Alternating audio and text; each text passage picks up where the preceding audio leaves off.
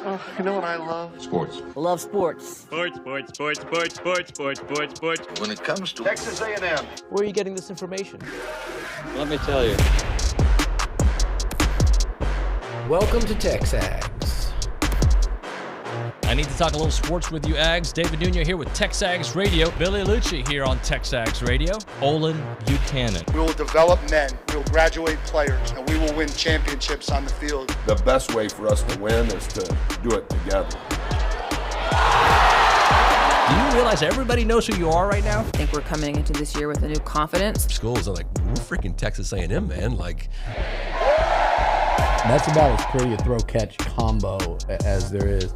I saw the safety roll, the slot fade. I knew where I needed to put the ball. You had no other option but one hand at that point. Yeah, man, 50-50 ball, I got to come down with it. You know, if I'm betting on anybody, it's the Aggies.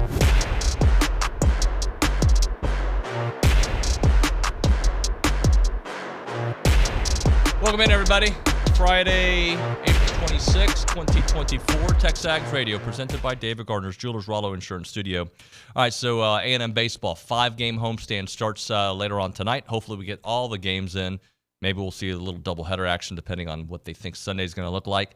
They've had 6 straight series wins, and now they take on number 17, Georgia, here at Blue Bell. The Aggies have won 16 out of their last 18 games. Best start since 1993, 36-5 start to their season OB, and their 13-5 start in the SEC is their best start in program history. Hello, Olin Buchanan, our Heisman Trophy voter, our friend, and what else are you? Partier extraordinaire. We had a good time last night, didn't we? Yeah, that's me.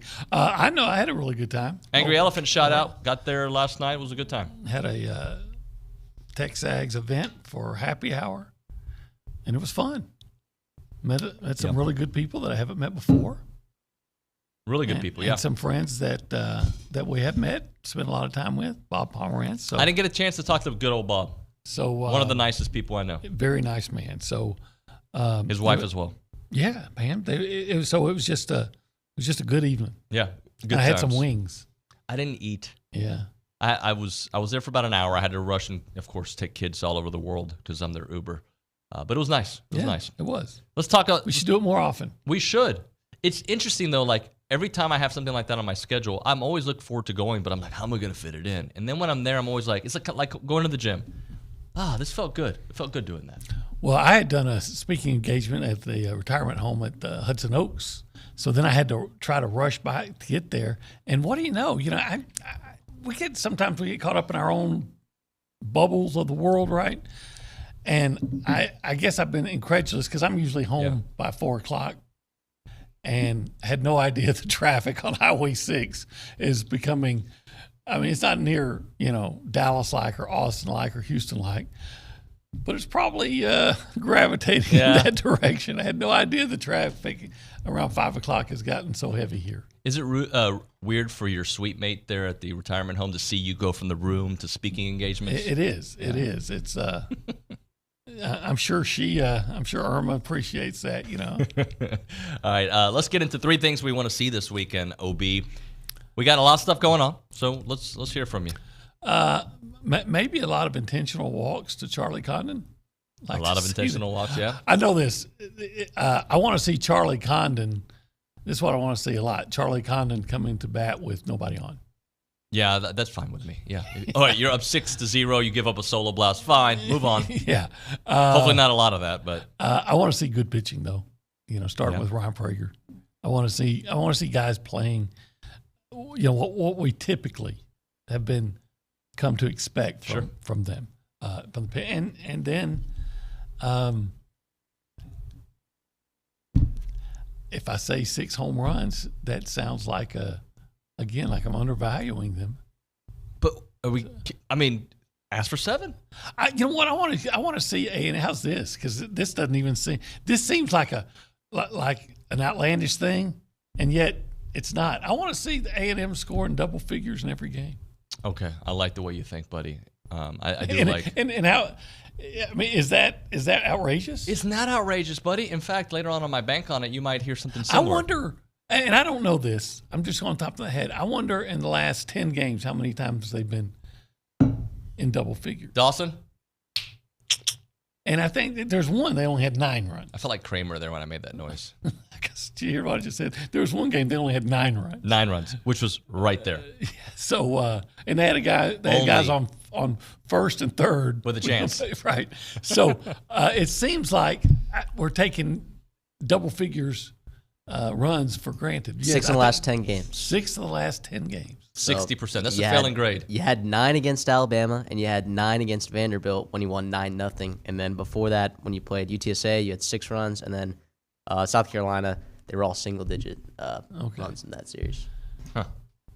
So what he said is 6 of the last 8 games. I said 10, but if you narrow it, then 6 out of 8. 75%. And then the other 2 were 9 runs? 9 runs. So what you're saying is There's they're a chance. either double-digit or right there. Yeah, I mean, so just keep it going. So my thing on I want to talk Charlie Condon before I give you my 3 things.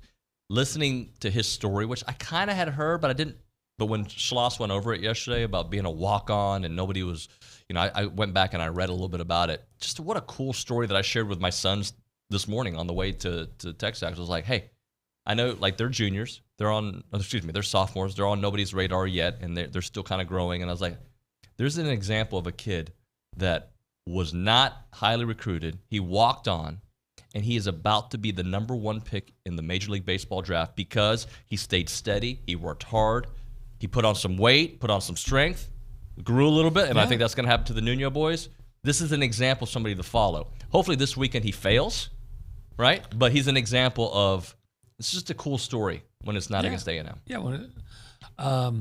Yeah, hopefully, and no matter how good you are, there are peaks and valleys. Sure. And let's hope that, he has one of his valleys. A big valley. A real big valley. The big valley. Starring Barbara Stanwyck. All right, here's the 3 things I want to see. Can we get 3 games in this weekend? We're going to, right? But, can we get 3 games? Yeah, but from what I understand, that might require a doubleheader on Saturday. Yeah, I don't like doubleheaders, so I would prefer to get one each day that, let's just say our friends at KBTX, the weather is incorrect, or it just skips us. It just skips us. So I'd like to get 3 real games in where we don't have to worry about manipulating the pitching staff for that 3rd game, right? Let's just get 3 ones.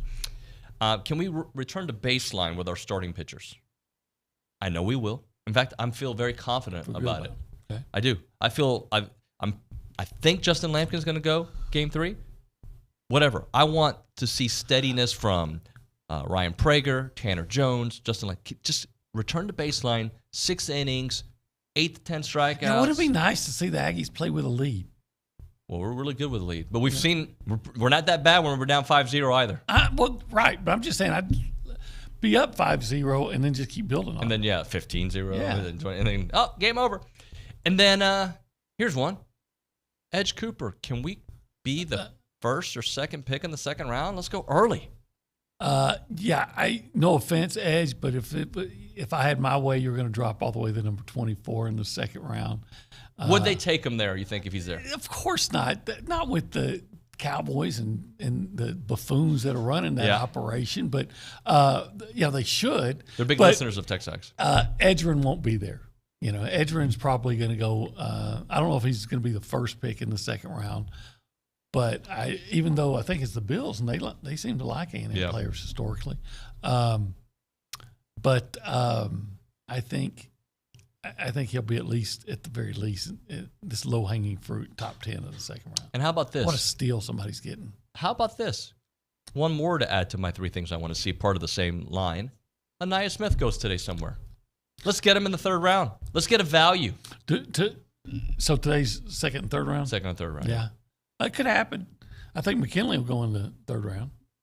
He's not projected to. Really? Yeah, he's projected to go. I think, what is it, Matthew, 4th or 6th round? Probably 4th or 5th. I think really? a lot of teams are buying too much into the combine performance, despite him being literally like 320 pounds. He can move and I feel that Anias is all over the place. Yeah. I don't care where you draft Anias. You're going to get a heck of a football player. He's just a football player. We talked about it yesterday. Some guys are athletes playing football. He's a football player who happens to be a good athlete. Hey, Matthew Dawson, I know we're going to go to you in a moment, but can you tell the world who was drafted by the Kansas City, or who was drafted to the Kansas City Chiefs yesterday? That would be Xavier Worthy from Texas. He's a good receiver. He's fast. They just, you know what? Patrick Mahomes wants another fast guy. They could have had Devon last year. You told them, but David Worthy, not a bad pick for them. Yeah, that's a lot of speed, and it makes Then they traded up to get him. Yeah. So they wanted him. That's their guy. He's not the biggest fella, but if you can't catch him, it doesn't matter, right? Right. Let's real quick before we go around the room. We started a discussion yesterday. We didn't get into quarterback room, and we were talking about the A&M quarterback room. Mm-hmm. Saturday Down South has their 16 quarterback situations coming out of spring. A&M on this one is ranked number 5 on the list, and I think considering the lack of experience, it's very fair. I'm going to give you the top 5, and we'll just kind of break it down. Number 4 is Ole Miss. I think Matthew has on the page there their quarterback situation. We know Jackson Dart is there. Walker Howard's there. Austin Simmons is there. So they've got some dudes there. And obviously, Lane Kiffin knows how to coach guys up. Number 3 on the list, Georgia. And this is with an unknown if they're going to get Jaden Rashada, but it looks like he's probably headed to Georgia, who was at Arizona State. Yeah, to me, I don't know if it's still this way, but you know how it used to be with if you checked on your credit score a lot, it went down. Yeah. The stock went and I kind of feel that way about Rashada. Well, yeah, or about anybody that is consistently in the portal. Yep. That's bouncing around. Then Florida, Arizona State. One time, okay, but when it starts becoming like an annual event, which is how many of the transfers is this in a year? Well, I guess this is his second transfer. He went from Florida. Well, this is his first he didn't technically. You're right. Right. He was able to get out of his. But he's always somewhere, right? Yeah, there's drama that follows him. Right. Yeah. So to me, that's a deduction. His agent did confirm that he is going to Georgia for what that's worth. So his agent, can't believe we're saying that. Yeah, I know. We're old. OB, we're old. Whatever. Alabama number 2 on the list. Okay. Who's 3? Oh, did I skip 3? I think Georgia was 3. Who's 4? 4 was Ole Miss. Okay. 5 was our Texas Aggies. Yeah, you said I'm getting old and forgetful. That's all right. Number 2 is Alabama, and Jalen Milroe's there. Ty Simpson's there. There's the kid who transferred from Washington. His name escapes me. Do you have that? Maybe? Austin Mack from Washington. Also, Dylan Lonergan. Oh, that's right. He impressed in spring last year. I think. I don't know. We'll see about that. I think it's gonna be. It'll be more of a quarterback battle than people think. I think. No, it won't. You don't think so? No. Jalen Milroe. Until he fails. And then he won't fail as long as you don't ask him to do things he can't do. If you'll ask him to do things he can do, he'll do it very well. And he does, yeah. Yeah, you're exactly right. And then number 1, Texas Longhorns. Isn't that what I said yesterday? Yeah. You don't have to like him. I don't dislike him. I don't have any personal issue with Quinn Ewers. But the guy's he's played college football, and he's played it well. Yeah, he's played well. And then he does get hurt, but he plays well. Did he get hurt last year? Yeah, I think he missed, 2-3 games last year? Really? Malik Murphy came in? That many? At least 2. It's 2 games. 2 games. I have to admit, I don't spend a whole lot of time watching them. Yeah. And Malik actually looked good for them. But everybody else, for the most part, you're looking at him, and the number 2 guy, it's all projection. And I guess if you're going to project, you project Manning probably better than Tyler Simpson. Well, people are reading way too much into the spring game. Yes. But he does come with a pedigree, right? The last name means something, and his high school stats mean something. I don't know who he played against, but it does mean something. So, but you tell me on that list who the second guy is, and tell me what how well he's played in college football. Right. Well, here's the thing. Arch may have a higher upside than Jalen Henderson, let's say, but I've seen Jalen Henderson play. Yeah. And I like what I see. Right. So, I have not seen Arch play at this level. I have seen Jalen Henderson play at this level. Yeah. And he was really, and by the way, it's a very limited sample size, but what I saw from Marcel Reed also gets, if you're allowed to be excited about Arch, well, I'm excited about Marcel Reed. Well, I was thinking more of the next 4, of the next 3 that we talked about: Georgia, Alabama, Ole Miss. Who's their second guy, and what has he done? Right. I guess is Walker Howard. I guess would be the second guy. Yeah, he was at LSU, and I mean, you keep telling me how good somebody's going to be. I got to see it. Right, because I remember, and I'll go back. We're going back 6 or 7 years now, maybe longer. We had Barrett Sallee on here in that tell us that Jeremy Johnson from Auburn was going to win the Heisman Trophy. He shouldn't even should have just given it to him before the season started. I'm not exaggerating. Everybody, hey, Jeremy Johnson. Well, then he actually got to play, and he wasn't very good. So, yeah, what you were saying about Jalen, he's actually someone we've seen play meaningful college football games. Yep. Excuse me. I'm putting when I say I think it's fair with A&M 5. I'm saying because the 4 starting quarterbacks have played more than Connor Wigman. Yep. But if I was ranking the number 2 guys on every list, I think I'd have to take Jalen Henderson because I've actually seen him. We've seen him play against SEC opponents and play well. Yep. Hey, I do want to read this. 210 on the chat says, Anais Smith, going that high, I saw him more as a UFA. Yes, but I believe it was Shireen on the show. Undrafted. I know what someone thinks Anais is going to go undrafted. Well, I think a lot of boards don't have him going, but I think it was Shireen on the show talking about somebody taking a flyer on him early because of what they've seen, like you said, on tape. He did well in the combine. He did well at Pro Day, and you can't deny what you've seen. And by the way, he's beaten guys that are going to be first round picks. Mm-hmm. If he's an undrafted free agent, I'll be stunned. And the further down he goes, it just has to be paralysis by it. This guy's a football player. He is a football player. This is Coffee Talk presented by TexAgs Coffee. Beat the hell out of the mornings by going to texags.com/coffee. Let me have my sip. Obi, I'd like to see you drink a cup of coffee one day. It'll never happen. Ever. Just don't like it. A little cream. Don't like it. A little sugar. Don't like it. No? I don't like energy drinks. Okay. But you know what? We can stay friends. Yeah. Hey, I don't think I liked your response. It didn't seem like you were very whatever. sure about it. Let's go behind the glass to say hi to Nick Savage this morning, if he's not too busy. Nick, good morning, buddy. No, I'm good. I'm settled down back here. Howdy, good morning. Don't tell Luke Wait, don't compliment. Is that the chauffeur driver in the back? Yeah, exactly. That's what he looks like. But yeah, it's Uber a packed Luke? house back here. Who? It is a packed house. Uber Luke. Uber Luke. There's Emma. There's Justin. Who's that? He's going to be taking Kay Naegeli to Northgate later. He's that's her ride home. That's her DD. Yeah. But anyway. Who's visiting you today? Who else? Who's visiting you? Yeah. Oh, Blake. We got Blake Williams here sitting in. He's one of our summer interns, and looking forward to having him on board. I think summer's going to look a lot like this. We're bringing in a pretty big crew, so we're excited about it. And there's is that Naegeli back there looking like Kathy Bates in as Bobby Boucher's mom? But and the water boy when she's trying to mug for the camera. Does she know who Kathy you know Bates what I'm talking about? Bobby Boucher's mom. Of course. But I don't think, does she know who Kathy She'll Bates is? Google it real quick. Yeah, there's no chance she knows anybody from the 90s. You remember that part when, of course, in the bourbon bowl when she's mugging for the camera? That's what Naegeli looked like just then. Nick, what's on your mind this morning? Nothing, just kind of OB.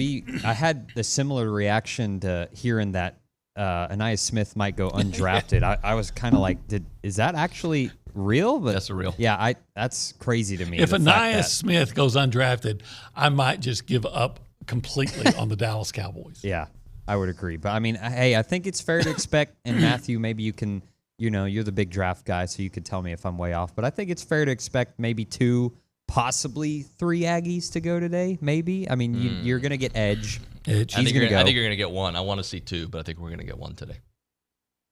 Okay. Matthew's shaking his head, so Matthew, I'm wrong. Let's go to the Angry Elephant News and Social Center. Matthew Dawson, who has joined us already this morning. Matthew, I'm not saying this is what I want, but I'd love to see somebody take a flyer on Anais. I think McKinley is more than a 4th rounder, but I think if you look at draft projections, that's kind of how it looks, correct? Yeah, I think so. Also, too, in that second round, there's still a couple receivers that didn't go in the first round that I think people thought might go. Right. Texas A&M Mitchell, Georgia's Ladd McConkey. Mm-hmm. You also got Javon Baker from UCF. So I think there's some other guys there on that board. But then after that, it's kind of like a wide open window. So, look, stuff happens, Sometimes, people need to fill a niche, Like Anais, he's really strong. He's a better run blocker than a lot of those guys in front of him. He's got value on special teams. You said niche, and I'm I'm a niche guy. Yeah, I'm a niche guy. I'm team niche. Yeah. I get maybe it's a Chicago thing. No, but my wife says niche. I'm team niche. I'm on Matthew's side on this one. Yeah. Is that split? Is it are we having a civil war of grammar here on the show? I felt like it's always recently niche is taking like a bigger step. Excuse me, I don't know. Kay's I've got to scratch my ish here, so I can't be part of this conversation. All right. Well, look. What are the? Can we put a poll up on the YouTube page? Like, yeah, Nick's on that. How would you? How the heck am I supposed to do that? Write it phonetically. Yes. Niche or niche. Look, Kay Naegeli's the grammar girl back there, so what she says is gospel. So honestly, we might not even need a poll. Just ask her. So it's niche. This is what happens on sports radio these days. Niche. Grammar conversations. Can we talk Aggie sports now? Let me see. Obi, are you cool with that? Yeah. Okay, let's go. All right. Well, we only got really 3 events this weekend. We got track and field, the Penn Relays in Philadelphia, and the Corky Crowfoot Shootout in Lubbock. Team's going to be split up. What is it called? The Corky / Crowfoot Shootout. Oh, Corky Crowfoot. Yeah, I think he's the Corky Crowfoot. I think he's the valedictorian this year at Texas Tech. Probably. Corky Crowfoot. Wouldn't doubt it. I'm sure he's somebody legendary, if that's a person. I don't know, but go ahead. So they're going to be competing this weekend. How did he get that last name? I don't know. Well, it's like Corky / Crowfoot, so it might be 2 people. Or Corky Romano. Oh, I was thinking maybe he had a birth defect. Yeah, a Crowfoot. As we're moving on TexAgs Radio.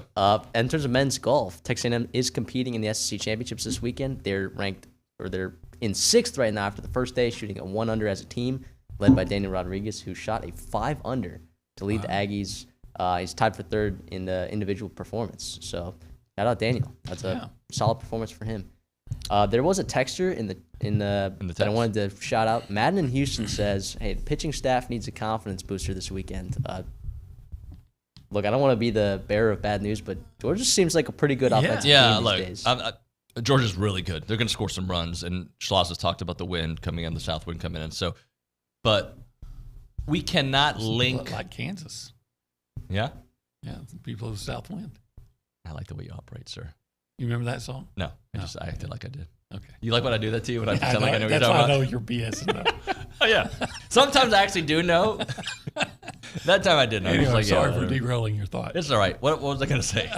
We cannot, and Bronny did a good job of explaining this, we cannot group the U of H game with what we saw in Bama. Those are 2 different scenarios. Mm-hmm. One was a bunch of freshmen pitching and guys, and the other one was a team that just was a bad matchup for A&M offensively. And, by the way, they won the series. Yeah. So, Georgia, Schlossnagle said it himself and other people said they're very comparable to A&M in their batting line and their hitting. When we come back on TexAgs Radio, very insightful interview with Gregg Olson. We're going to run that. We shot that yesterday. We'll run it today. And after that, a little bank on it and Around Aggieland with Kay Naegeli. Right now, we're talking about sponsorship and vendor opportunities at the Association of Former Students. If your business wants to get seen by a bunch of Aggies, you got to reach out to the Association of Former Students, and you should do that right now. They're looking for Aggies all over the place to promote their business, and they bring Aggies all to great events like Aggie Ring Day, All Aggie Hullabaloo, The Gathering, and they all welcome tens of thousands of guests to these events, and there are many sponsorship and vendor opportunities available to get your brand in front of all those attendees. These events offer a wide variety of both digital and in-person options to promote your brand. You've got title sponsorship naming, on-site presence and activation, recognition in social media posts, and much, much more. There's also advertising opportunities in both the Texas Aggie Magazine and Aggie News newsletter, which are seen by over 230,000 people. So if your business is ready to engage with Aggies, choose a partner with the organization that's been supporting the Aggie Network for over 140 years. For more information and options available through the association, please visit sponsorships at aggienetwork.com.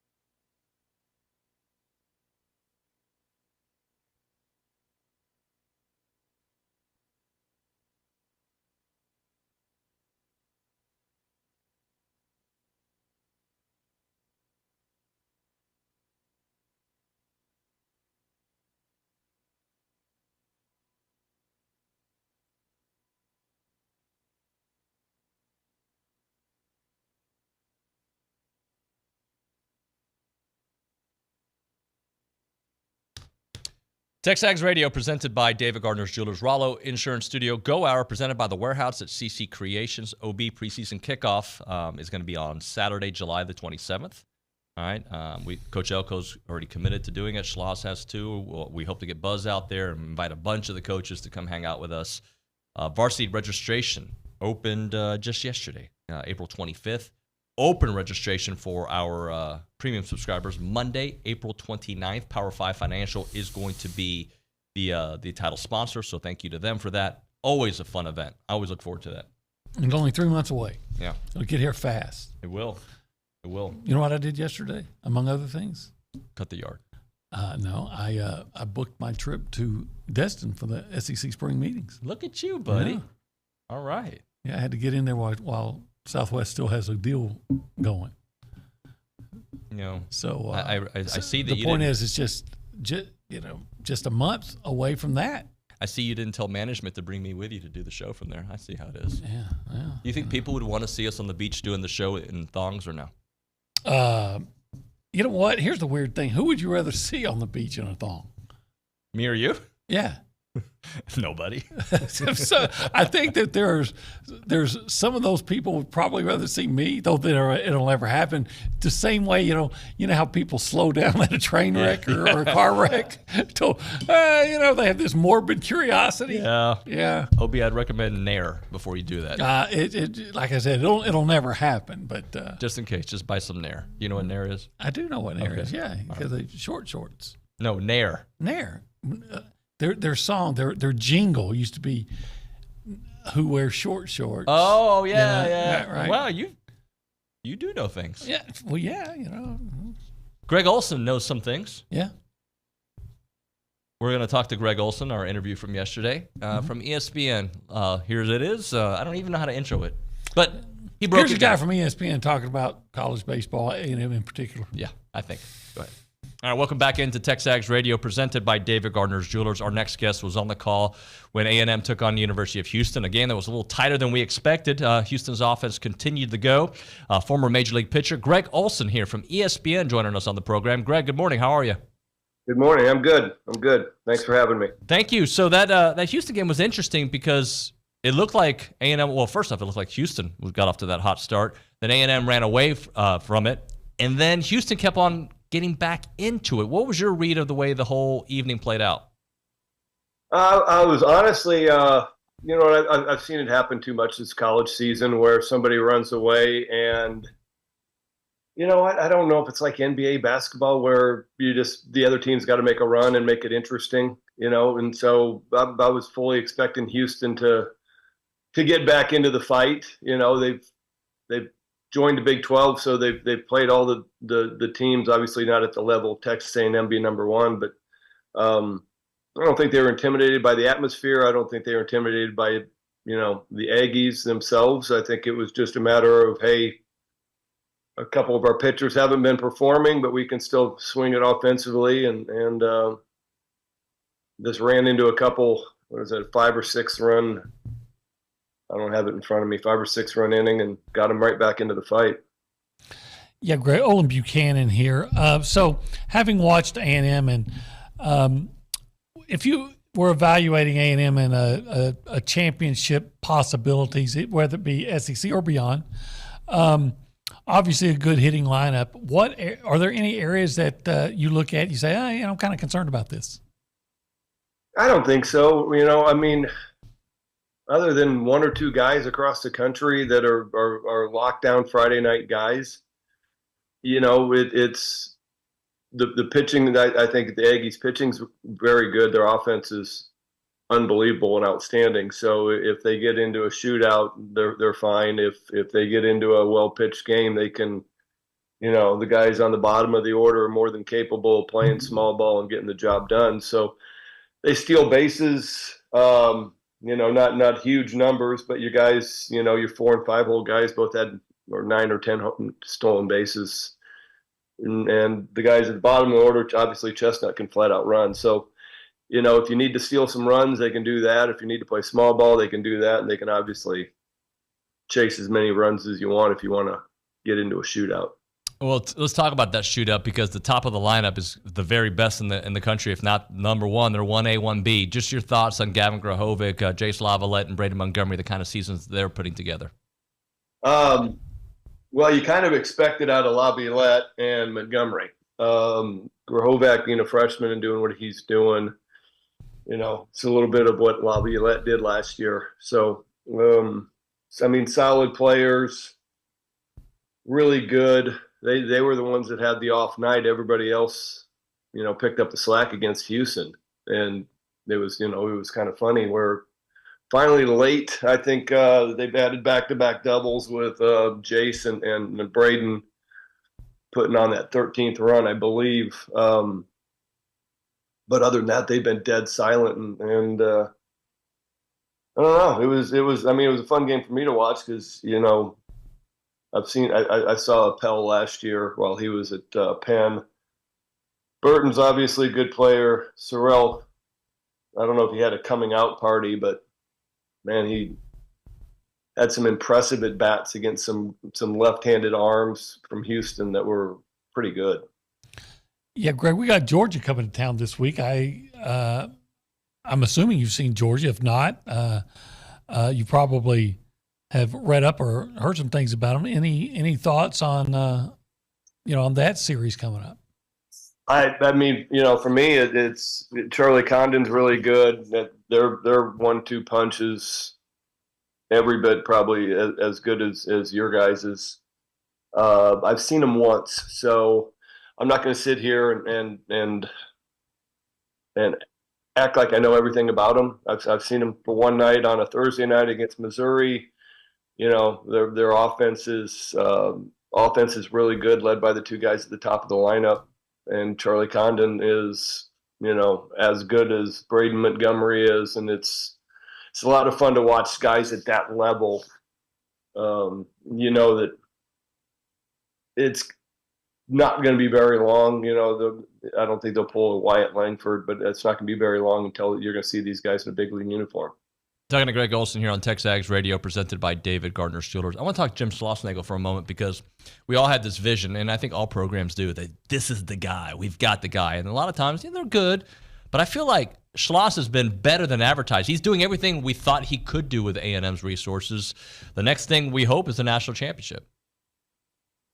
I mean, you got the guy. And then I grew up in Nebraska, so you just stole my AD as well.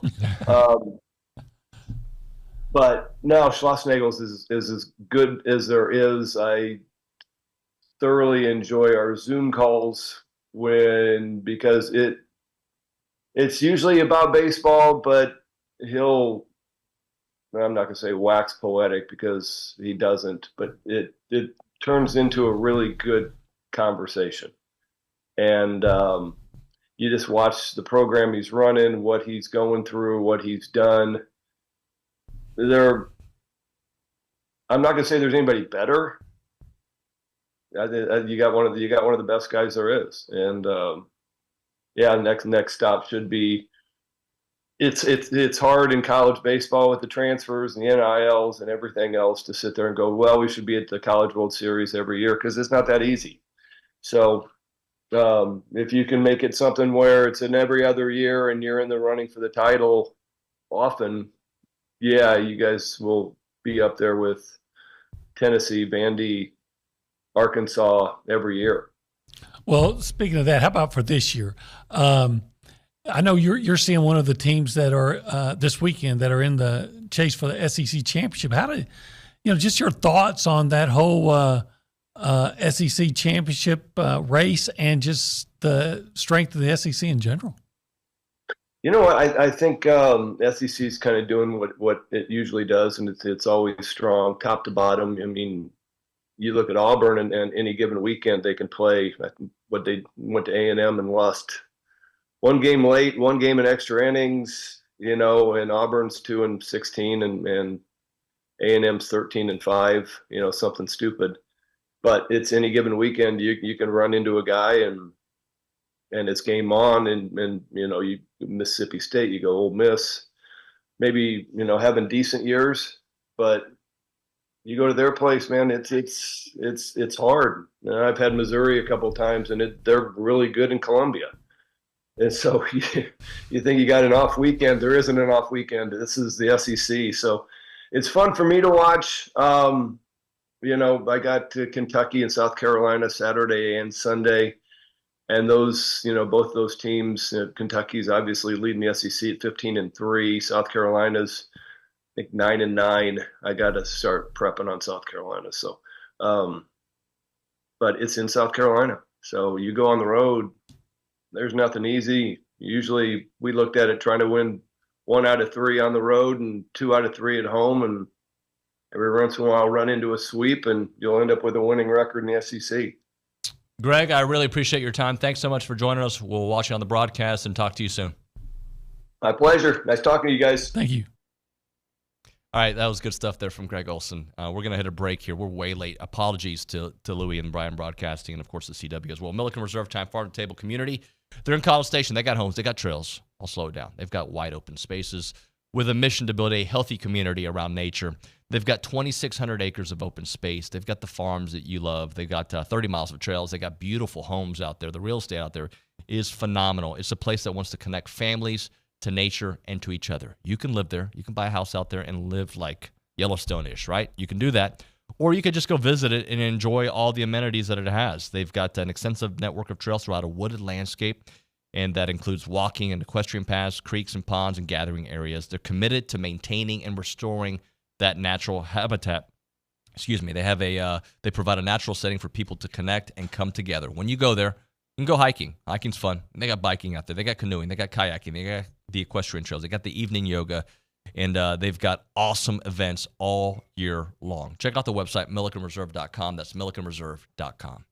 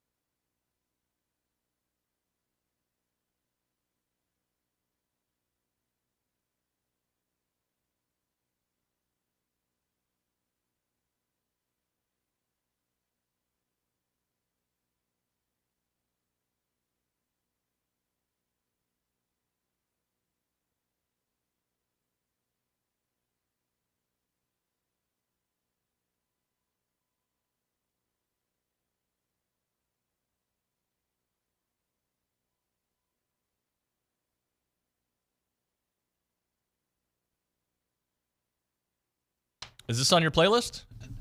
No, but I'm trying to. Who is it? Is that the Allman Brothers?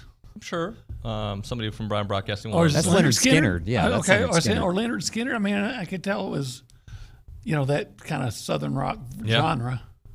You a big Leonard Skinner fan? Yes. Yeah. But for some reason, that one didn't click to me right away. Yeah. Hey, we're TexAgs Radio. Yes, we are. We're presented by our good friends at David Gardner's Jewelers. Yeah, he's a good dude, David. This is the Rollo Insurance Studio. Jason Rollo's a heck of a guy. He was here yesterday. Yesterday, had a long He was conversation. really good. He's always great guy. Browning, His father-in-law's a football coach. Browning and Rollo together. It was actually a good fan show. Actually, it was more Rollo than Browning, but no, I'm kidding. No. Kidding, Matt. They were both great. And then, it's the Go Hour. Yeah, CC Creations. Yeah. I don't know anybody at CC. I mean, They're all great. I don't know who CC is. CC Ryder, I guess. That's a song. I didn't know that. CC Ryder. Christian and Cruz, my favorite Christian CCs. and Cruz. There you go. And As who, well by the should way, be. who worked there? Not right now, but they will again, unless they get fired. Mike Evans returning to Aggieland this weekend, guys, April 27th for the Mike Evans Family Foundation Tee-Off. Join them at Big Shots. You can still do that. There'll be golf. There's going to be games. There's going to be drinks and other family-friendly activities out there to help fund college scholarships and give back to the community. You can purchase individual tickets or get a group together to fill a tee box, which fits 6. There's sponsorship opportunities available still. You're running out of time, though. It is for family first. Children 3 and under are free. Bring the kids. Join the fun at the Mike Evans Family Foundation Tee-Off Bash. Visit MikeEvansFamilyFoundation.org or text Tee-Off Bash at 76278 to purchase your tickets today. All right, OB, let's do a little bank on it, presented by Vera Bank. Authentic relationship-based banking built for real life. Go see Joel Jackson and the team. Learn more. VeraBank.com. Olin, what are you banking on? Well, we kind of spoke about it earlier. I'm banking on double figures run scoring this week. Maybe in all 3 games for the Aggies. Okay. Well, that's what I had. I'm banking. I had double digits to start the weekend tonight. They're going to score double digits, which is not going out on a limb. To go along, I'm adding one more layer to it. Okay. Ryan Prager, 6 innings, 8 strikeouts. Oh, I'd love to see that. I'd like to see 10. Yeah. But I recognize this offense is legit. I'm banking on the 8 strikeouts in the 6 innings. I'm feeling it. Are you feeling it? You know what would be great, though, is if they got through today without Evan Aschenbach having to pitch. That would be great. Win the series. Whatever it takes. If that means today, if that means tomorrow early you use them and you're not, whatever it takes. No, I'm not saying don't use them. I know. I'm just saying I hope they don't. Save them. I hope they're in a position where they don't even need to play. Right. Because he's so good. He is really good. I want to save him. I had a note here on pitching that I wanted to bring up. Let's see if I can find it right here. Because people have been worried about the starting rotation, right? Mm-hmm. On the year, the starting rotation trio has a 12-2 record. Is that good? Yeah, it's pretty good. 3.93 ERA. All right. And 160 strikeouts. It's pretty good. Yeah. Pretty. What's the bases on balls? I don't have that in front of me. Yeah, but it's low. They're number 2 in the country in walks. Here's as a staff. Here's the beautiful thing is they don't have to be that even though they can be, they don't have to be that staff that holds you to 3 runs. Offensively, A&M, is second in walks with 278. But I believe the pitching staff, Matthew, if you can fact check me, is pretty much up there as well. If you can look at that. How many games would Nolan Ryan have won and had he had the offensive support? Well, these Aggies provide. In today's baseball, though, at least in the major leagues, it'd be like you got to leave after 5 innings. You can't throw 274 pitches like you just did. What's the most pitches you think he ever threw in a game? 120? Yeah, probably. I mean, I don't know. Might have been more than that. Might have been more than that. Yeah. Especially if he was coming in on a no hitter because he wasn't going to come out. Yeah. Let's go to the Angry Elephant News and Social Center. Matthew? Would you like a text message? Would you like, why don't you just decide? What is this? Like Wendy's? You come in? Can I take your order, please? I think he was still basking in the Were you looking up the walks? I was looking up the walks thing. Last night Chicago draft. If you want to know that A&M is second in the SEC in walks allowed with 122 as a pitching staff, I will say Georgia, they walk a lot. I didn't like my bank on it, which you guys never asked me. Their batters walk a lot? Their batters do walk a lot. They're third in the SEC with 253 batters that have walked this season. So I was gonna say, like, if we can get out of this weekend, getting walked 20 times and only walking them 10 times on the weekend, I think it could be a pretty successful weekend. How many times a weekend do we walk? Is it close to that number? Yeah, we walk about 10 times. Do they play the Aerosmith song when they draw a walk? Walk this way. No, the Bengals. Huh? The Bengals? Mm-hmm. What Bengals song do they play? Do they sing "Walk Like an Egyptian"? Oh God, they do. That was heinous. That's coming back next. What's a heinous song? That's one of your. Yeah, favorites. but if you do that, then when you take your base, you got to go down to first base doing this, and I don't want to see that. I want to see you do that. That's what I want to see. You look like Bruce Wayne, Adam West. Got him. Oh gosh, if you're listening to the radio, they say, "What stupid thing is Olin doing now?" He's doing the. If you're watching on TV, what is that called? It was the Batman dance. Yeah, the But Adam that's West Batman walk dance. like an Egyptian. Let me just say this: Adam West, the worst Batman. No, ever. he's the first base. He's the worst. He's wearing first to worst. spandex. He's out of shape. He's not clever. Batman never needed to be in shape. So what do you put George Clooney on the Batman list?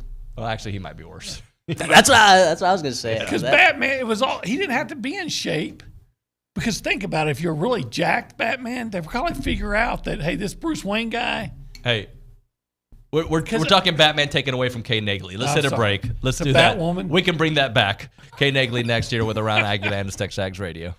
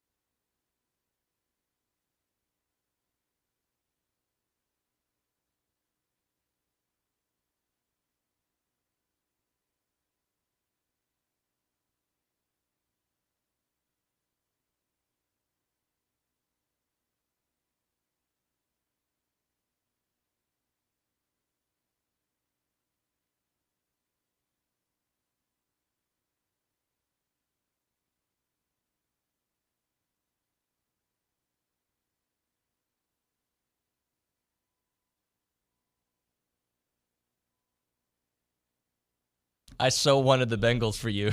What you should see Matthew Dawson head dancing over there too. Dawson, when you get a break, I want you to go to youth. Oh my gosh. Looks like you're having like a heart attack and a stroke. Your mic's not on, bro. No, you just failed. Right. He still doesn't know his mic's not on. 235 innings pitched. Pitches for Nolan Ryan. Back in the 13-inning game, Scott Clendenin did send that to me. See those rails? This show is off. Oh, it's been off the rails for a while. Time for Around Aggieland, presented by Normandy State Bank. Normandy State Bank, rock solid banking. Website is normandystatebank.com. Kay Naegeli. Y'all been having fun today? I apologize for eating your time. Oh, it's okay. It's okay. We'll bring you back if we don't finish. We apologize, Mrs. Boucher. That video was pretty accurate. I will say that. I mean, I should have done the full dance that she did in the video, but why don't you? What was it? It was like the little walk like an Egyptian kind of vibe. See, I can do it for you. OB is a big Kathy Bates fan. We were talking about them. She's a great actress. Yeah. From she went to Baylor. Misery? Is that the movie? Yeah. Really? Speaking of misery, back to Kate. Wow. Well, let's talk about some things that aren't misery, because I want to talk some women's basketball and volleyball, because they nabbed 2 people out of the transfer portal and through the high school ranks. So Joni Taylor has added LSU guard Janai Kent. She played in 32 games in her freshman season with 1 start in the SEC championship against South Carolina.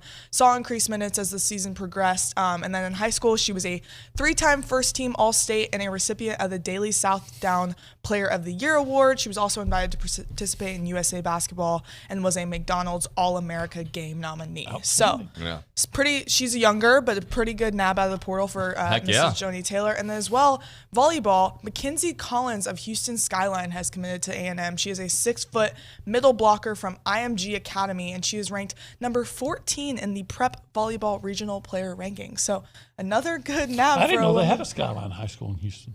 That's a club volleyball. They're like a big deal. Okay. Yeah, they're a club volleyball organization. So, I mean, that's a pretty good grab for Jamie Morrison and company. On the track and field front, they will split travel and head to the Penn Relays in Philadelphia and the Corky Crowfoot Shootout in Lubbock. Y'all were talking about that earlier. That's quite the name. And just a reminder, the men rank number 1 in the nation. The women are number 3. So both pretty good rankings. Both could win a national championship this year.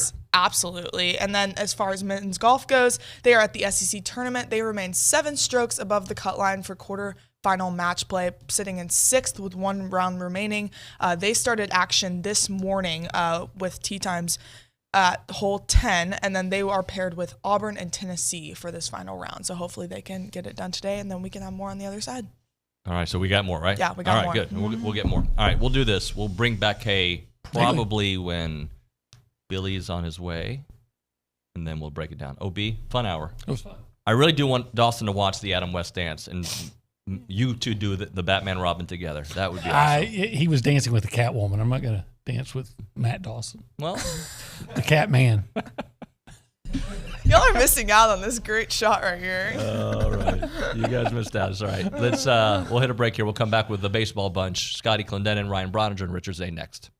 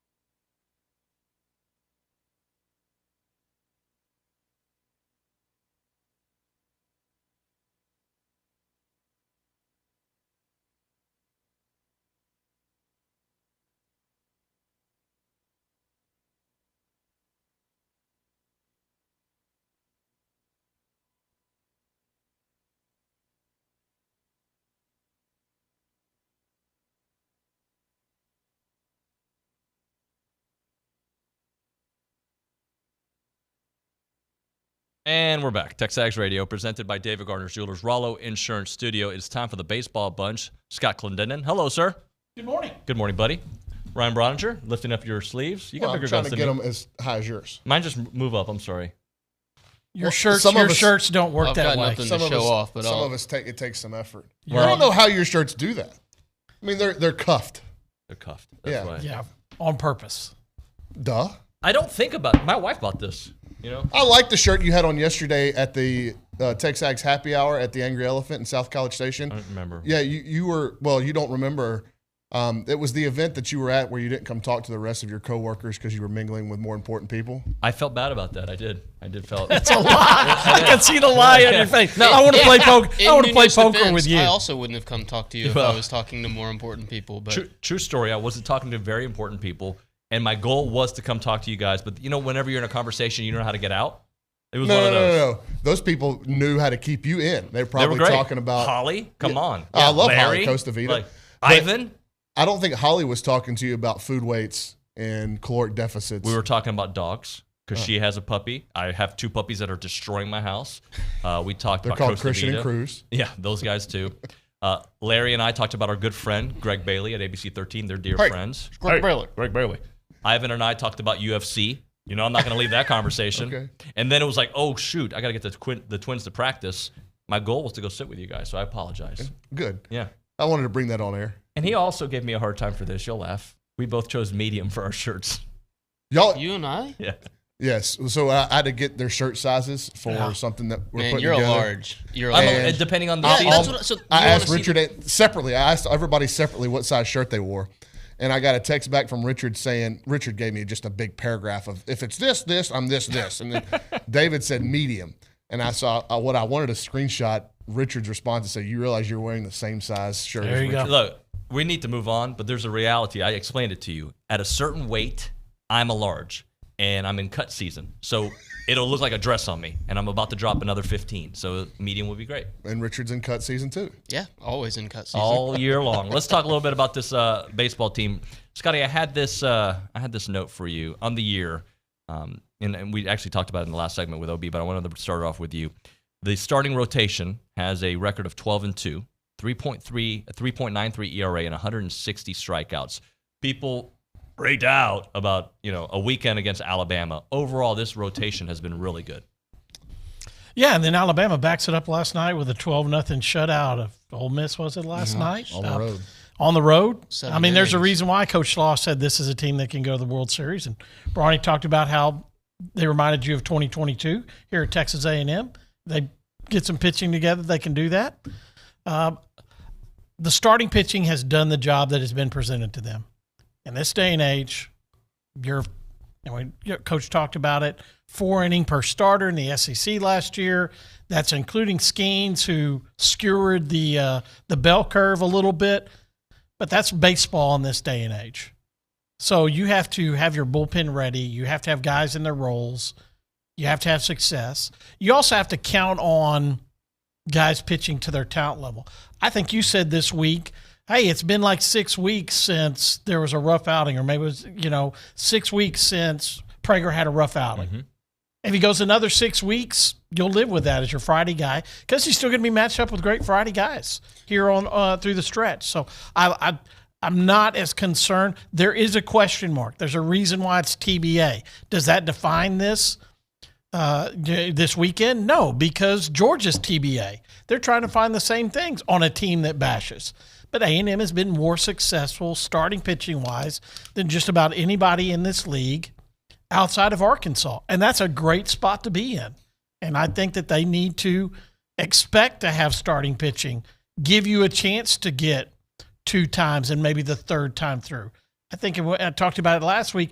When you have those big crooked number innings, you come back around so often that people don't get 5 innings against A&M. Well, you're playing some teams that you're not getting a 3rd time around, and it's in the 4th inning because of success that the other team has just because they're good offensively. You brought up a good point, and you said the way baseball is played in this day and age, and that's across all levels. If you go look at Major League Baseball, the first month of the season, all 30 teams, how many complete games have been thrown? like maybe 3. And also, if you're trying to find a reason to be concerned after this past weekend at Alabama because of starting pitching, because you didn't like what you saw from Prager in a 3+ inning outing, or 4+ from Jones, or what was it, 5 outs from Lampkin, it's just a blip. Blips aren't trends, but blips can become trends, and trends can also end, right? Like, so why are you getting so worked up off of one weekend when A&M's body of work as a whole proves that they are one of the best pitching staffs in this league and the country? Well, I think if you're being critical of the pitching staff, you got a chance to be right again this weekend. Not because I think those kids are bad players or they can't propel Texas A&M to an SEC title, a tournament title, a regional title, super regional Omaha. I still think 100% believe the pitching staff can do that. But when you've got a club as offensive as Georgia that's walking in here and there's a high likelihood that you're going to play 27 innings in less than 24 hours, that pitching depth on both sides is going to be tested with a really gusty south wind. This ballpark's going to play really small this week with 2 ball clubs that can run the ball out of the yard as good as anybody in the conference. So I'm just going to preface this like this weekend. If you want to be a hater on the pitching staff, you'll probably be right, and it has nothing to do with the talent or the ability of these kids on this staff or what the future looks like for this current season. I 100% believe in Max Weiner and his kids. I 100% believe in the direction of the pitching staff, and I think that A&M has got enough quality on the pitching staff to pitch their way if they have to Omaha. And I think a lot of whatever the run outcomes, whatever the A&M pitching staff does is going to be dependent on Georgia's offense. And if you go back and you listen to Coach Schlossnagel's press conference from yesterday, he brought up Alabama's offense almost immediately because they're very similar. They don't strike out a lot and they put up a bunch of runs. And to the point of Game 3 being TBA with Lampkin, I think a lot of that has to do with what he's seen the last 3 starts from the left-hander, but also what does the weather look like on Sunday? What do they have to do on Saturday? Are they going to play 2 games? It seems likely. Coach Schlossnagel said that more than likely, Justin Lampkin is going to be the Game 3 starter, whether that's contested on Saturday afternoon or Sunday afternoon. But he's shown in the past that if he has to use a guy out of the bullpen to win a game, to win a series, at that moment, he's going to do it. Bronny, you did, I think it was Wednesday. We have a different audience from Wednesday to now. So you did a great job explaining why the U of H game was not an extension of what we saw in Bama. It's a different scenario. So don't use that as like a data point. Like, see what's happening with pitching? All the runs that U of H, the pitchers that were responsible for giving up runs against U of H, I think had a combined less than 6 innings coming into the game all year, combined. It was Brett Antolik, who had, maybe an inning and a third, inning and 2/3. Jason Bowden, who had an inning. And really, he wasn't on the mound when those 2 runs came across. And then Jet Johnston, who had an inning or 2 coming into the day. And not only do I not think they're on the SEC roster, I don't know if they're going to pitch in an SEC game this year. Those pitchers. Listen, that's not a commentary on the future of any of those kids. No, it is not. But it is on, you had an opportunity to play them in a game to see what they can do, and now Max Weiner gets to work off of live game against a good hitting team with those particular players. The pitchers that I expect that could be on the mound this weekend against Georgia did not have that kind of night almost against like Houston. Yeah, I don't even want to talk about the midweek. It's like whatever. It's a midweek game that you won. Whatever. Like you threw 9 arms in that game, and I think 4, maybe 5 of them are going to pitch on a weekend at some point in the SEC. Only one of those guys gave up 1 run. You gave up 11. One of them was a guy was against a bullpen arm that you see against SEC competition. And I do think that there is a scenario that may be playing out where Zane Badmiev has worked himself onto a weekend roster. And yes. Because he just throws so many strikes and he's got the slider and I don't know how many appearances he's got on the year, but that's a kid that I could see. They're talking about Caden Wilson coming along and having more appearances late in the conference season now that he's healthy. I can see Zane Badmiev on the completely opposite end of the spectrum from Caden Wilson when you think about Wilson being a true freshman left-hander and then Badmiev being a 24-year-old right-hander. I think that Zane might carve himself a role out late in the season because, if they get into these condensed series like this weekend, okay, he may get hit around a little bit, but he's going to throw strikes. And what you don't want with an offense like Georgia, or if you're the Georgia pitching staff facing A&M, the worst thing you can do is put guys on Yep. with the offense that comes behind them. So I don't know. Maybe Big Zane has a role in this team going forward. So let's go a little bit deeper into A&M's offense. Here's a note that I found. In their last 2 series, the Aggies have scored 73 runs, which is the most by an SEC team in back-to-back series since 2013. And the 37 runs against Bama were the most in program history for an SEC series. They could break that this weekend. Because Alabama may pitch a little bit better than Georgia. And you're at home. And Georgia has struggled on the road. The only reason why they might not break it this weekend is because if they're winning, they don't get 9 full at-bats. Right. Yeah. They got swept by Kentucky. They got held to 36 runs is because they didn't get 9 full at-bats against Vanderbilt 2 weeks ago. Yeah. Swept by Kentucky, won 1 at Tennessee, and won 1 at Mississippi State, and that was a 3-2 game. I'm not going to think there's a 3-2 game here. I don't know how many 3-2 innings there will be this weekend if it's blowing out. But I just think that that's one of the things about Lampkin. Lampkin has been significantly better at home, just like some of Georgia's pitchers have been significantly better at home. It's when you go on the road and you have success that makes a championship contender. And that's what A&M has been able to do. That's what Georgia has not been able to do. That's what Alabama's trying to do for the first weekend this weekend. Vandy has not been able to do it. But you look at Kentucky, Tennessee, Arkansas, and A&M, those are the teams that have been able to go on the road and have success, that's why they've separated themselves from the rest of a very good and very offensive SEC. Yeah, no doubt about that. I want to go a little bit deeper also into the other offensive numbers out there. 2nd nationally in walks, 278. 5th in homers, 88. 6th in on-base percentage, 439. 7th in homers per game, 2.15. 8th in runs, 388. But go ahead. Sorry. No, it's a commentary to what we said early in the year when, remember that there were some folks that were really questioning the offense because they struck out too much. And I kept saying it's not about the number of strikeouts if you get on base and you slug. Then the strikeouts don't matter. If you're going to have walks, doubles, and homers mixed in, then yeah. And by the way, as much as this team wants to command the strike zone, that is going to lead them to hit in a lot of 2-strike counts. Well, the only way you can strike out is to hit in a 2-strike count. It's the only way, right? And Michael Early has said it a bunch to the kids, and we've heard Jace Lavalette come in here and say it to us. Jay said, and I think this is a theme for the entire team, Jay said his season was going to be defined by the pitches he didn't swing at, right? Mm-hmm. So you are going to take strikes within that type of approach. And Jace's walk numbers, he walked 37 times, I think, yes. Scotty. So he's third on the team in walks. Braden's got 41. Teddy Burton's got 39.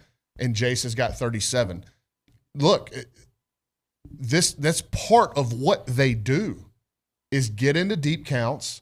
They foul pitches off. They run up pitch counts.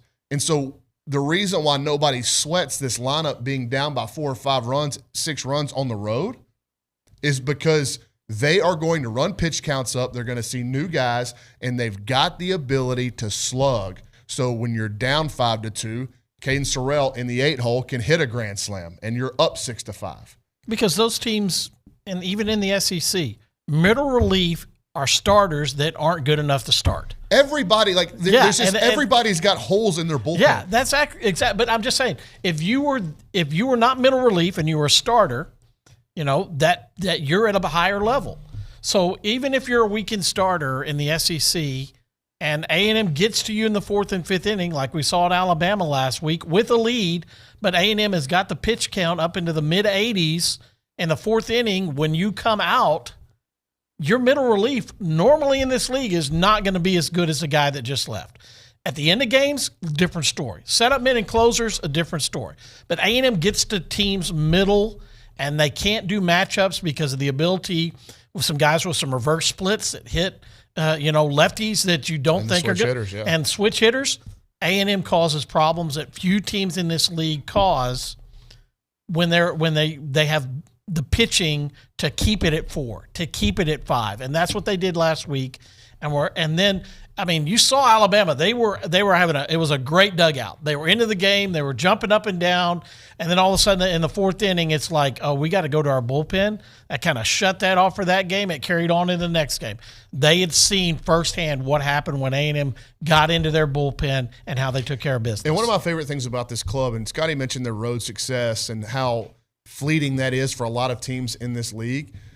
Look at their last 2 road losses. By a run in Columbia, by a run in Tuscaloosa, and in both scenarios, they're hitting in the top of the 9th inning with a chance not only to tie the game but to take the lead. I think in Columbia it was the 8th inning where they had 2 guys on and with 1 out, and they couldn't get anybody home, and they lose that game by a run. They lose the one in Tuscaloosa with 2 men on, nobody out. They don't get anybody home. Like, what has this offense shown you all year? They're good in those spots. So really, and I don't give Billy much baseball credit ever, but what he said was right. It felt more like South Carolina and Bama were like, maybe Kendall said it, so I don't want to give Billy credit. I think maybe Kendall said it. South Carolina and Alabama were like scraping to hold on to the game. It wasn't like they had control of it and A&M was trying to mount a rally. No, like Alabama and South Carolina were doing all they can just to hold on to salvage 1 win at home. Right, Florida, Game 3, Florida was similar as well. 4-2 game right there. Yeah, and Florida got the big hit. All right, let's do this. We'll hit a break. I do want to talk about star power in this series, this weekend series, because I think nationally people are going to be paying attention to this because you got some of the biggest names in college baseball. Right now we're talking Heritage Films. The website is yourheritagefilm.com. They make documentary films for families, right? So when we tell the Scotty Clendenin story, talk about his humble beginnings and then to this baseball just savant that he has become. We can tell that whole story of his Little League days to when he met his wife, had kids, and his career. All that can be done with Chance McClain and Heritage Films. They do great documentary films. They're about 2 hours long, and they are like a Hollywood movie. They're fantastic the way he puts it together. They also do the Year Flicks, which is more of a 20-minute Q&A, fun kind of video with the green screen in the background for the younger kids in the family that you can talk about their freshman year of college to their sophomore year to when they get their Aggie ring junior year, meet their wife later on. 4-part series. You can have it, 20-minute Q&A videos. Chance is the best at doing that. The website is yourheritagefilm.com, yourheritagefilm.com, 713-893-8341, 713-893-8341.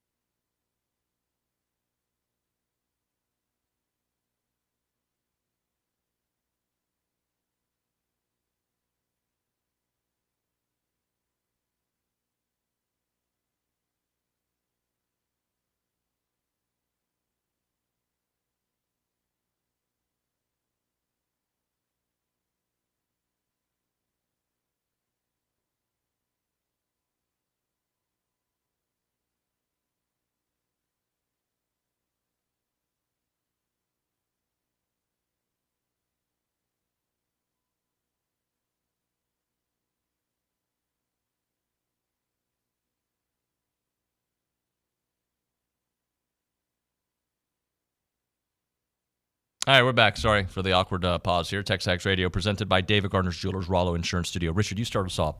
Star power. I think people who pay attention to college baseball obviously know Charlie Condon, and they know Braden Montgomery. And I think people know about Jace. They're going to start getting to know Gavin Grahovic, right? But when we talk about star power, this is the kind of series, offensively, eyeballs that people are going to be paying attention to.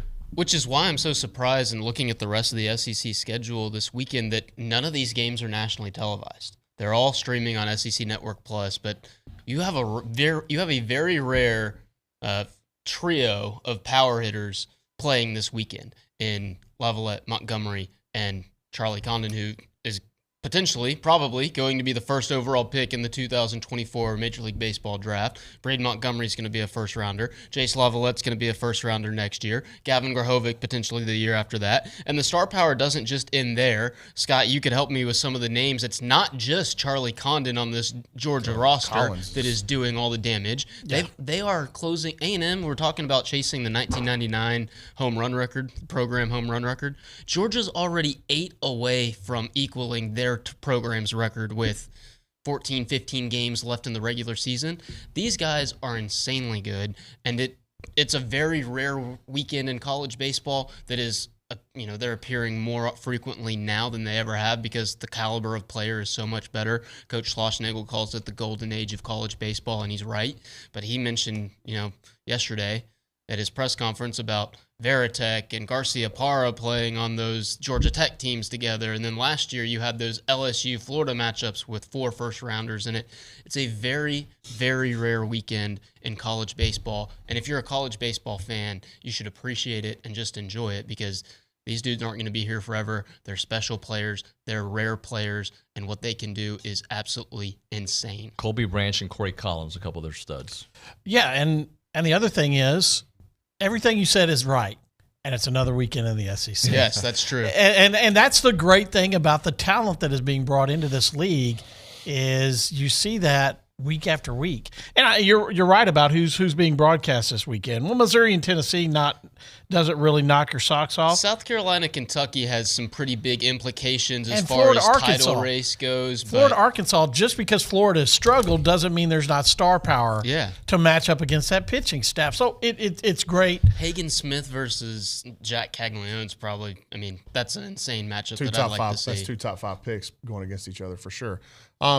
Here's what I'm looking at around the league, really around the country, and I bet there are some schools in the ACC and maybe even the Big 12 and a couple out west that are going, boy, we really want to see Alabama and Georgia win some games because nobody wants those two coming into their regional as the 2 seed. Right. And when I'm looking at it, I'm going, okay, A&M, if they are managed to get a regional and they win it and they're going to host a super, you could see Alabama or Georgia coming to College Station for a super. No question about it. Yep. Like these teams, Alabama was certainly good enough to take 2 out of 3 from A&M last week on the road. I thought they played pretty well. A&M was just on a complete other level for the majority of that series. And Georgia, they're good enough to come in here and win 2 out of 3. No question. And a lot of the conversation will surround Charlie Condon, but if you haven't looked at their numbers, you really need to. Team OPS of over 1,000. They walk almost as much as A&M. They've hit more homers than A&M. They have guys that, while maybe they don't have the star power of a Jace, Braden, or Gavin, but you mentioned Branch and Collins. I think they've got like 6 guys that have 7 or more homers.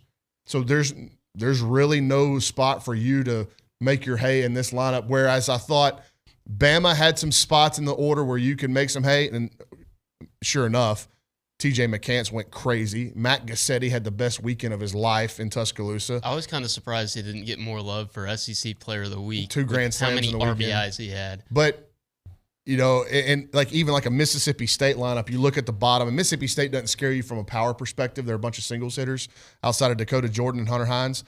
But this is as good of a power profile team in the league outside of Texas A&M.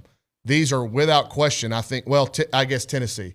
A&M, Georgia, and Tennessee, when you're looking about run output, slugging potential, I think those are the 3 elite ball clubs in this league.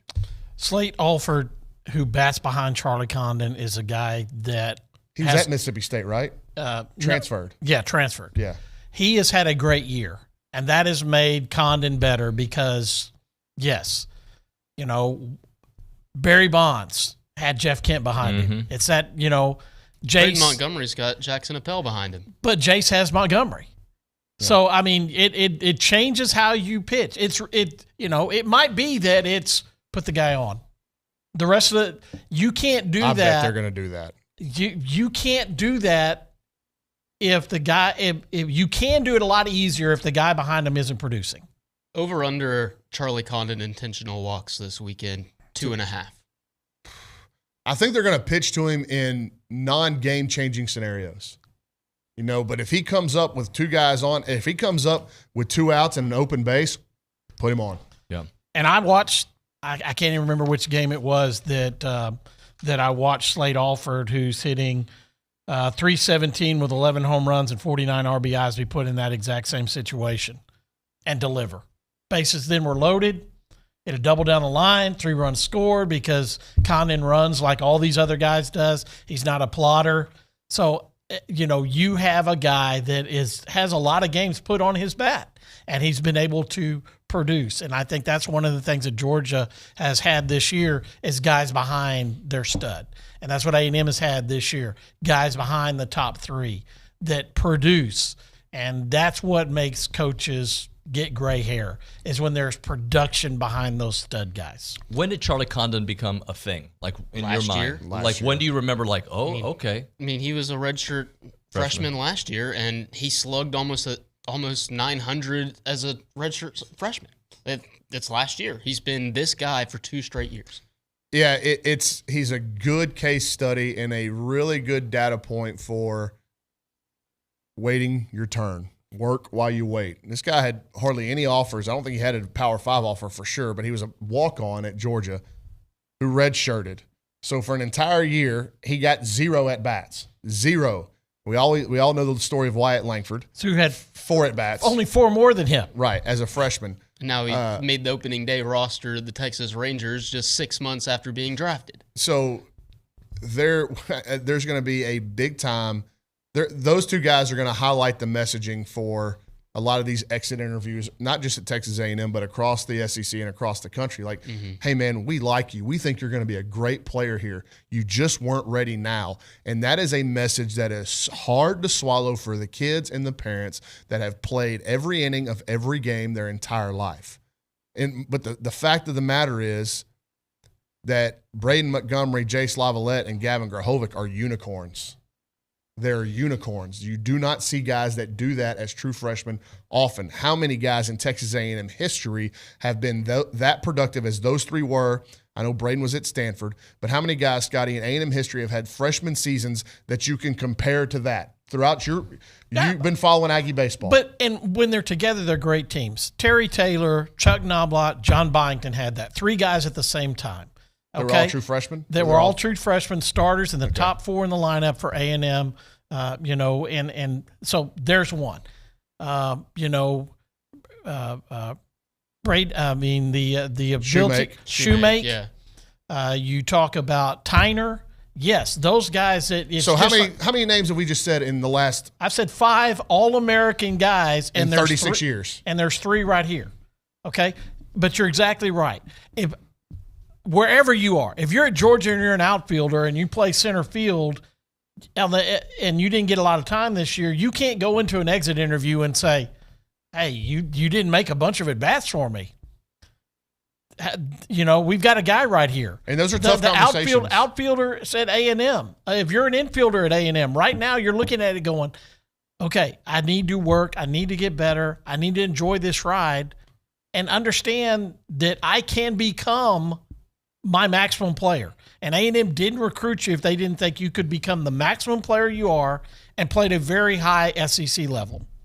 Yeah, your question was about Condon, but that's the nature of college baseball. And, if you are a high school player and you are listening to this, you have no idea how hard college baseball is. I'm sure you have great high school coaches maybe even some travel ball coaches that are trying to beat this into your skull, and you will never get it. It's not uncommon. You can't until you get it. You can't until you get there. But there's no shame in staying here at a place and working through it. Mm-hmm.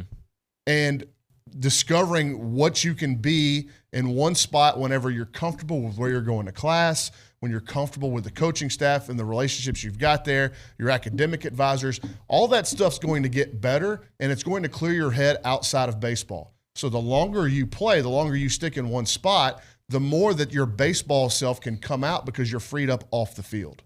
And I think that in this era of the transfer portal, these guys, they just want to run to the best baseball spot. But what's the best life spot and your best growth spot? Those can be two different things. Those two places can be very different. And so I'm excited. I'm intrigued to see what happens, not only just at Texas A&M, but across the league in terms of this portal stuff. If more kids are going to go, okay, I'm willing to wait this out. All right, let's hit a break here. Can I say something before we go to break? Because I wrote about the star power and the stardom coming to College Station this weekend. Just for the record, to clear things up, Olin Buchanan did not ghostwrite that article yesterday. All of my Rush education is a credit to my father, Brad Zane, and the 6 CD changer in that BMW. A lot of permanent waves, a lot of moving pictures, some vapor trails, all sorts of Rush stuff. So my classic rock Rush education does not come from Mr. Buchanan, although he has educated me on a lot of other things since I've been here. So yeah, just wanted to get that out. He's educated me on some things I wish he didn't. All right, we'll hit a break here. We'll come back with more. Right now, it's time to talk Caldwell Country Chevrolet.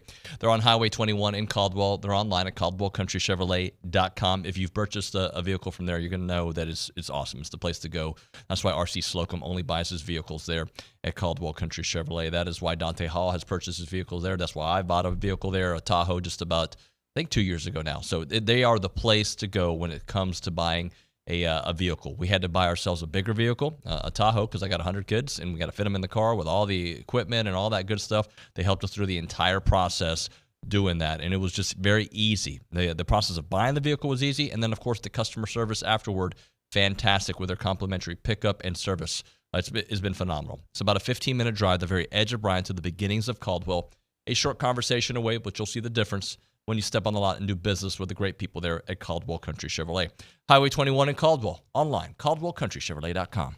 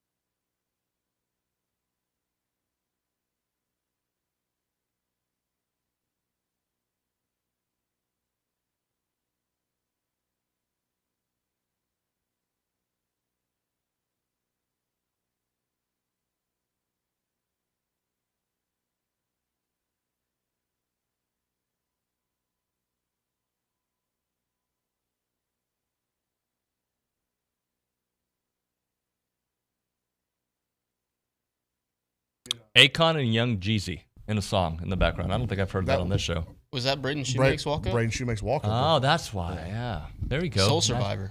Yes. Nice job, Brian Broadcasting. Do you get it? Like soul because of shoemake? 203 would take their shoes off. Yeah. Hold them up. Hey, it's TexAgs Radio. We're learning here on the program. Did you? You're know learning. Did you know any of this stuff? Of course he knew that. No, I did not, but I wondered where that smell had come from. Wow. That's an old That's joke. a commentary on some people's feet. You're sitting next to Bronny. See, I wasn't going there. We are Different kind of smells. Presented by David Gardner's Jewelers, Waller Insurance Studio. At the top, we touched on weather. Let's break down the weather this weekend and how that's going to affect. Call Max Crawford. Okay. Well, I will right now say, were you saying it's a shame that they're not on TV? Having the SEC network actually control when and when you didn't play this weekend, I'm glad these games are on That's Plus. That's a good point, Scott. Thank you. Because That is a good point. it would jack up a schedule.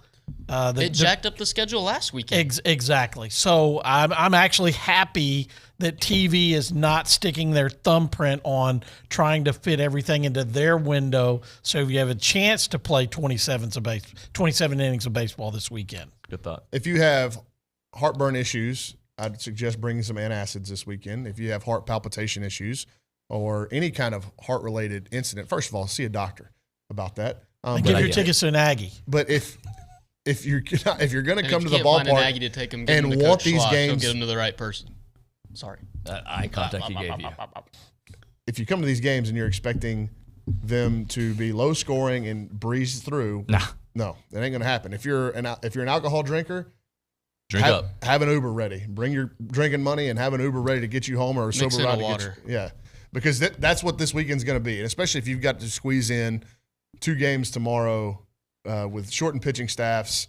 And like I said, I think when I looked at my Weather Channel app this morning, the Saturday forecast had the wind icon. That's all it had. South wind from 25 to 35 miles an hour. So you're going to have situations like maybe you had on Tuesday night where the U of H kid hits a ball 89 miles an hour and it goes out of the ballpark. Right. On both sides. So the key will be throwing it over the plate. If they hit their homers, you're going to hit their home. It's going to happen. Don't put them on first base for free. So throw it over the plate, and then when they hit it and it's in play, catch it and throw it. Right. And I think that, they're still – I look at some of these games that they scored 2 runs at Ole Miss that I'm not thinking is a great pitching staff, and especially in Game 3, which should be a run game for Ole Miss and Georgia last weekend. Against Tennessee in Game 3, they get shut out 7-0.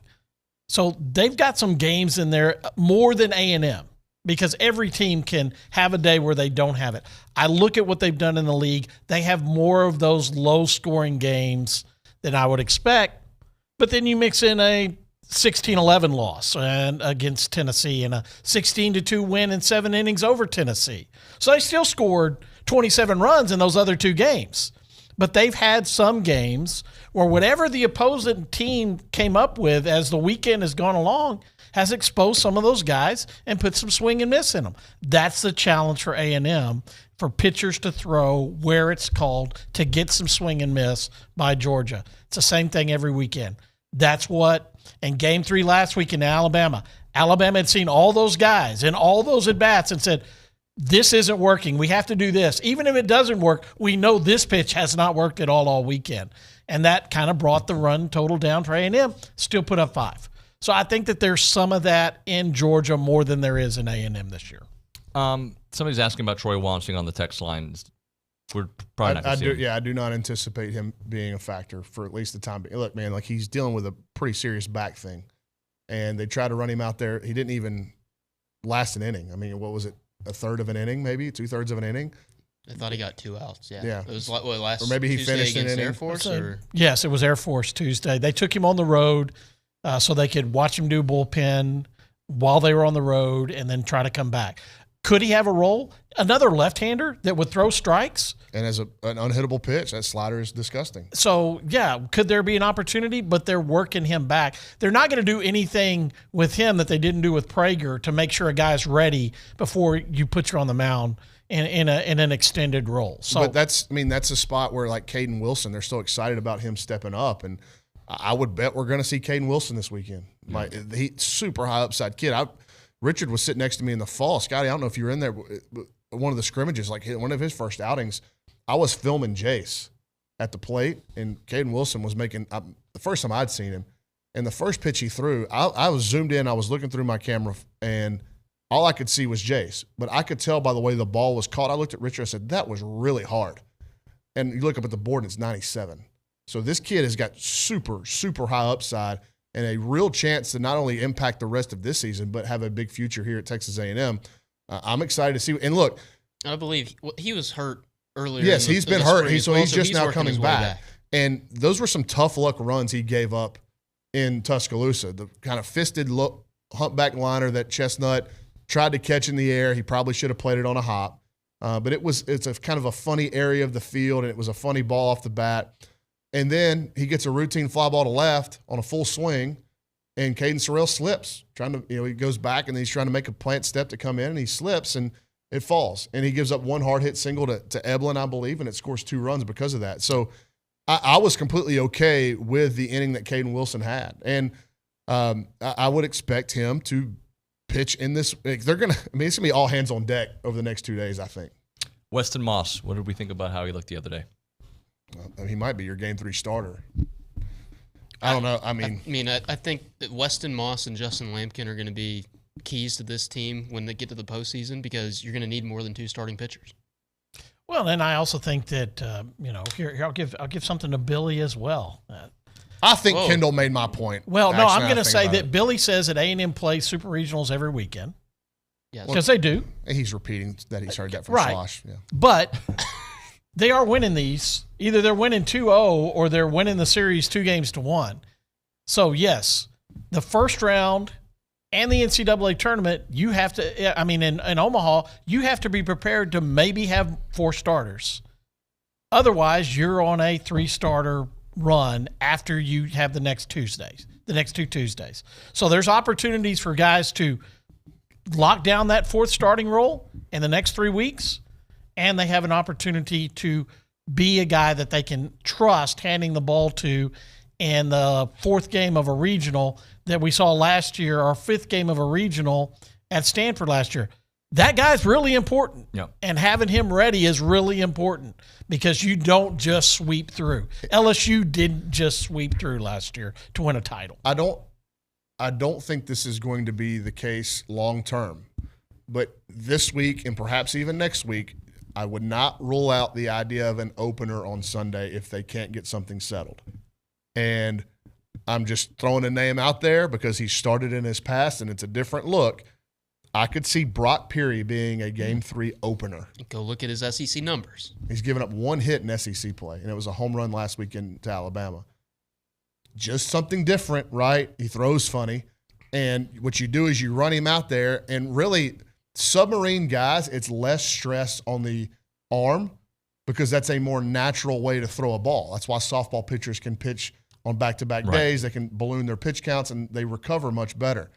So I think you could run Peary out there. Like maybe he makes an appearance to get out of an inning tonight, and then he could be your Game 3 starter as well. And because it's different, you just don't know. Like there are times when those submarine guys get beat to death and the ball's elevated, the slider doesn't change planes, and they get beat up pretty good. But there are also times where you can't figure them out, and they just keep getting ground ball, ground ball, ground ball. Well, wouldn't ground balls be a good idea with the way the ballpark's going to play this weekend? I'm just saying something that I would think that the coaching staff is toying with as an opener, and Brock Peary may be that guy. Good thinking right there. All right, we'll hit a break. We'll come back with one final segment here on the Baseball Bunch. Thank you for that, by the way, David. Yeah, I got your back. I liked it. I hadn't thought of it. I'm going to give you props for liking it. And Scott, you're just here. All right, we'll hit a break. We'll come back with more TexAgs Radio.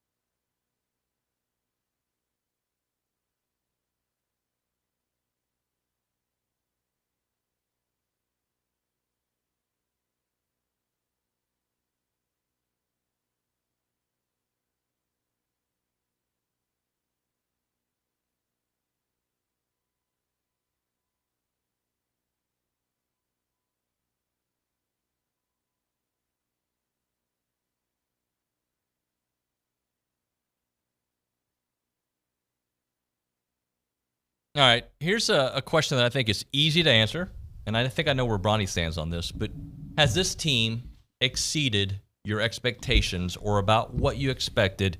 We're more than midway through.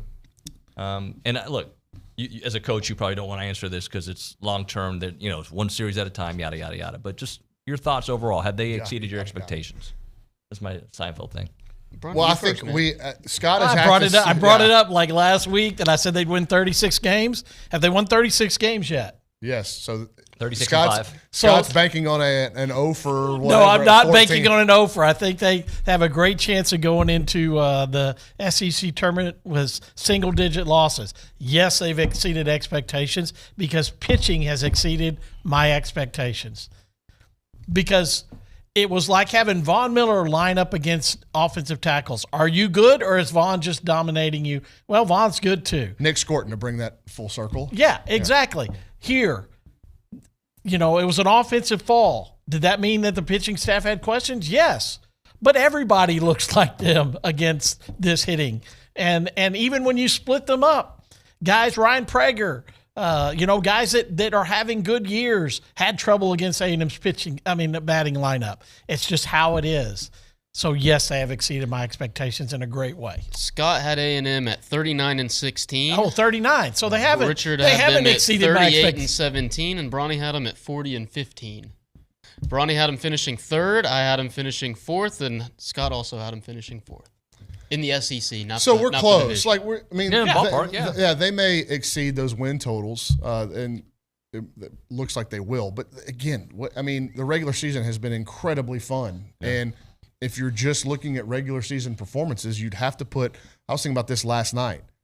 This Texas A&M team, in terms of regular season performances, would be up there with the greatest of all time, regardless of sport, in the history of this school.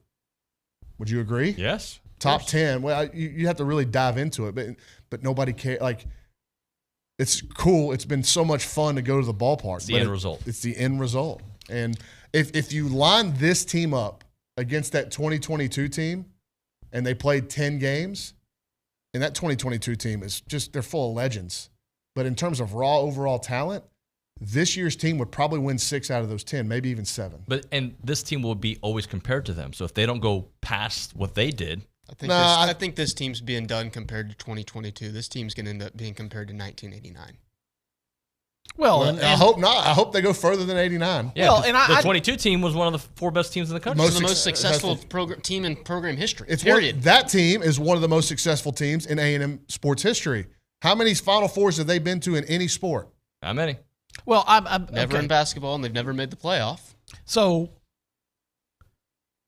there are, if you look at the teams that have been number one, okay, 89, 93, 99, 11, 15, 16, those teams. They captured the imagination of the students and the people around this program, and that's why Aggie baseball is where it's at. 89 had been the first A&M men's sport to be number one since Bear Bryant had been on campus, okay? There have not been – maybe golf has, even though they were national champion, they were not the number one team there. There's opportunities for others. Women's basketball in 11, not number one, right. Won the national championship. So if you're going to look at the team that shows up and plays with number one on their back more than any other, it's Aggie baseball. And all of these teams have something to stand on and be excited about what they did to the fan base, how they improved the stadium. 89 led to the expansion in the stadium in the first place. So all of these teams capture the students, which is so important, and the generational fan is so important, and this team is doing it. I was a student in 16, the last time they were ranked number one. I came to every baseball game because that's what I love to do. The excitement among the student body was not nearly as high as it is right now. And look, this 2024 team, they can thank that 2022 team for getting the ball rolling in terms of excitement for Aggie baseball. And I think that there has been a really good Aggie baseball fan base. Scott can speak to this more so than I can for a long time, but has not gotten the shot in the arm that it needed until Jim Schlossnagle got here with that 2022 team. That said, this 2024 team, they're like, it's gone to another level. We saw in 2022, like, man, like our baseball traffic is doing way more on the site. I remember that, yeah. And now in 2024, on our content meetings, we're talking about how can we do more baseball stuff because people are just eating it up so much. It's been really cool to cover. It's been so much fun to go to the ballpark, and there's so much promise for this group that I think this Aggie fan base, with this guy running the ship, with Jim Schlossnagle leading the charge, I think there's some confidence like, hey, this is going to be this team's not normal, but being in these discussions is going to be normal going forward for this baseball program. Tennessee had a team like this that didn't go to the College World Series. Yeah. Okay. They went 25-5 in the SEC. But they did last year. So Vitello was building a program to have some consistency. Okay.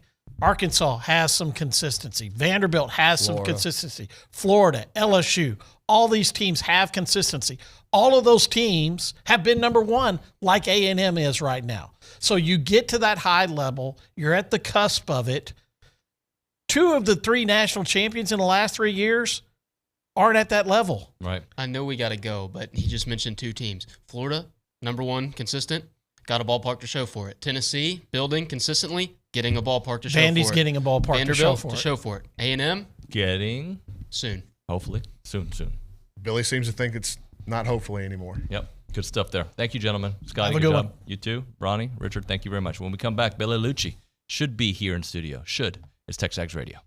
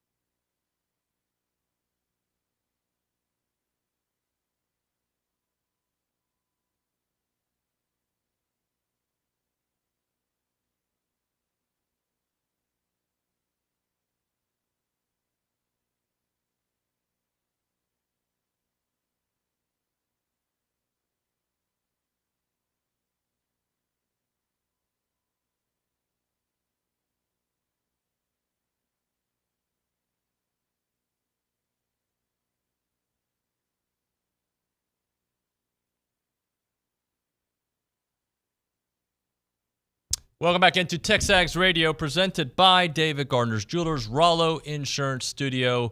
Billy should be here momentarily. We've got some baseball to get into, some football thoughts to get into, obviously, with the transfer portal, wide receiver search, and all that good noise. But let's go to the Angry Elephant News and Social Center. Kay Naegeli's actually sitting there because we never got to finish Around the Land of Aggies.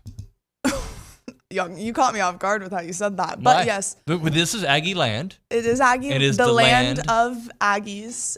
Yeah, it makes sense. Maybe that could be like a spinoff of the name. No, I think it sucks, to be there. honest with you. And I The land of Aggies. The land of Aggies. Around the Land of Aggies. Let's get to Around the Land of Aggies. I want to correct myself earlier. Please don't do it anymore. It's so bad. Around the Land. It just is wordy. It's just. Yeah, it sounds like a novel. Yeah, it sounds like you're trying to be like super poetic about something. Anyways, I want to correct myself earlier because Mackenzie Collins, A&M's recent volleyball commit, is actually from Episcopal High School, not IMG. But Episcopal or Episcopal? Episcopal. My words wow, today. Episcopal. Yeah, same difference. Epoxy. She was number 11 in the IMG Academy Top 100. That's where I got confused, but that is a heck of a ranking. Aggie volleyball is getting a heck of a player, and I'm sure Jamie Morrison is excited about that one. We got to check in with Jamie. We do. He was in a few weeks ago, but we got a lot to catch up with. I know. I'm very curious. They're going overseas to play some games, I Yep. believe, too. So I'm curious to see what he's got cooking. You know, Jamie Morrison cooks. That's what he does. Chef. He is indeed a chef. Pull up the meme. Moving on, round one of the NFL draft was last night. Unfortunately, no Aggies heard their name called, but Edgerrin Cooper should hear his name called very early today. Addition to Coop, the remaining Aggies that could be selected today or the days moving on are McKinley Jackson, Anaya Smith, Layden Robinson, Damani Richardson, and there are more options there. As y'all just talked about, and the baseball bunch have a big, explosive matchup this weekend. The number 20 Bulldogs have arrived in town for a top 20 showdown. Friday will be at 6 p.m., Saturday at 2 p.m., and then Sunday at 1 p.m. Also, to hit on some softball notes, they played their last two midweeks. Tuesday, they run-rolled Houston 12-2, and then Wednesday, run-rolled Sam Houston 11-0, and then they will be off this weekend. And then additionally, the regular season's almost over. It is. They will have one more on the road coming up next weekend. And then basketball, just to remind y'all, Buzz Williams added Nebraska guard CJ Wilcher, who averaged 8 points a game, and then Minnesota forward Pharrell Payne, who averaged 9.1 points a game and 5.6 rebounds in 62 games and 23 starts at Minnesota. So because I'm happy. Good pickups by Buzz. That's all for me. Did you get that or no? Say that again? Because I'm happy. Oh, Pharrell Payne. I'm more like the Payne joke. I think that can be made later down the line. I have someone just looking over my shoulder. Who's there? Right Is that now. Matthew Dawson? Nah, man, it's me. Richard's cutting in. Kay mentioned the NFL draft. No Aggie showed up. But can we give a love to one Aggie in Detroit? 275,000 people showed up in Detroit, Michigan to watch the NFL draft yesterday, an NFL record. And if you don't think that's because of what MCDC's doing in D-Town, you're kidding yourself. That man's awesome, and I'd love to hear Billy Liucci's thoughts on that. So no Aggie selected on Thursday night, but an Aggie played a huge role in the spectacle we saw on ESPN, ABC, NFL Network last night. Sorry, but Good I just stuff. wanted to get that in, especially because Lucci's pulling up. All right. Good stuff there, Ricardo. Thank you very much, Kay Naegeli. As always, great job as well. Let's talk a little bit about the draft as we wait for Billy to get in here, and I know Matthew Dawson's going to work his way across the screen. A record 23 of the 32 selections were on the offensive side of the ball. The high before that was 19. So you got 23 of the 32 selections, all offensive players, the best of all time or the most of all time. 6 quarterbacks in the first round ties the record with 1983, the Dan Marino draft, if I remember that correctly. I hope I'm right about that. 4 times quarterbacks were taken with each of the first 3 picks, and obviously here. First time 4 quarterbacks were taken in the top 8. First time 5 quarterbacks taken in the top 10, and there's more. First time 6 quarterbacks taken in the top 12. How many of those top 12, in the 6 of the 12, are going to actually be franchise quarterbacks, Matthew Dawson? Well, I mean, each and every one of these teams is just praying. I mean, a lot of Bo Nix gets a lot of hate. I will say, I think having Sean Payton there and having a quarterback that is accurate in the short to medium Could game help him, yeah. is going to be good. Sean Payton knows what he likes, and he knows what can get the job done. And he didn't believe that it was Jarrett Stidham, probably. So I will say it was also the first time that a quarterback wide receiver pair were drafted in the first round in the top 10. And it happened twice in this draft. So that was pretty crazy with Rome Odunze, Michael Penix, and Jaden Daniels, Malik Neighbors. I was surprised that Penix went as early as he did. I like Penix, but I was surprised by that. Let's see. Especially they paid Kirk Cousins. And Michael Penix is already 24. But I get it. Kirk Cousins, how old is he? 36?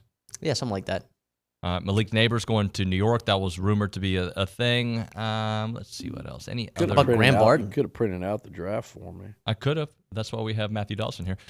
We also have first-time all offensive players went in the top 10.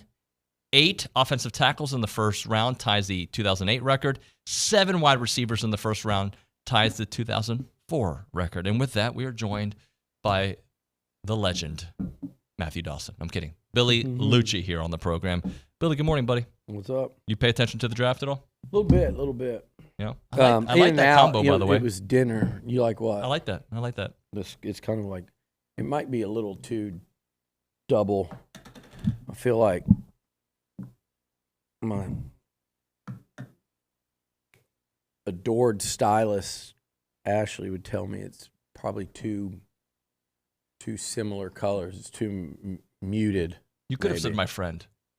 She's a stylist. But I know. But she would prefer me to say stylist. Oh, I see. Okay, well, in that case. Nobody cares what my friend thinks about your friend. Nobody's going to stylist. ever go, oh, tell me, can you tell me how to get in touch with your friend that has an opinion on your outfit? Why would they ever? This is kind of like, hey, if anyone's ever interested, especially if you live in the Dallas area. What would she do for OB? Let me know. For Olin?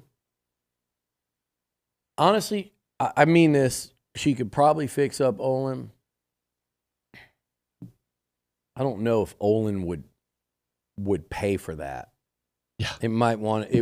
Would be, maybe there's something there with Q. That's Ashley be the personal stylist, and maybe we can get him some clothes from Q up there, clothier. But I think if Ashley was styling him, it would almost have to be a kind of a charity.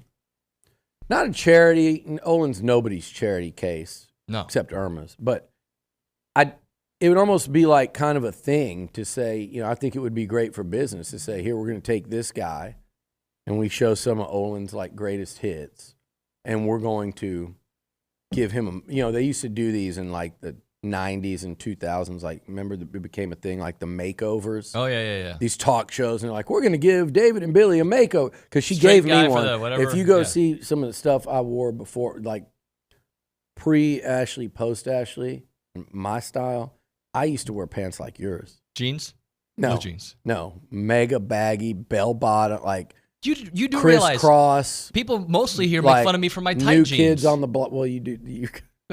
You can't get the jeans things right. But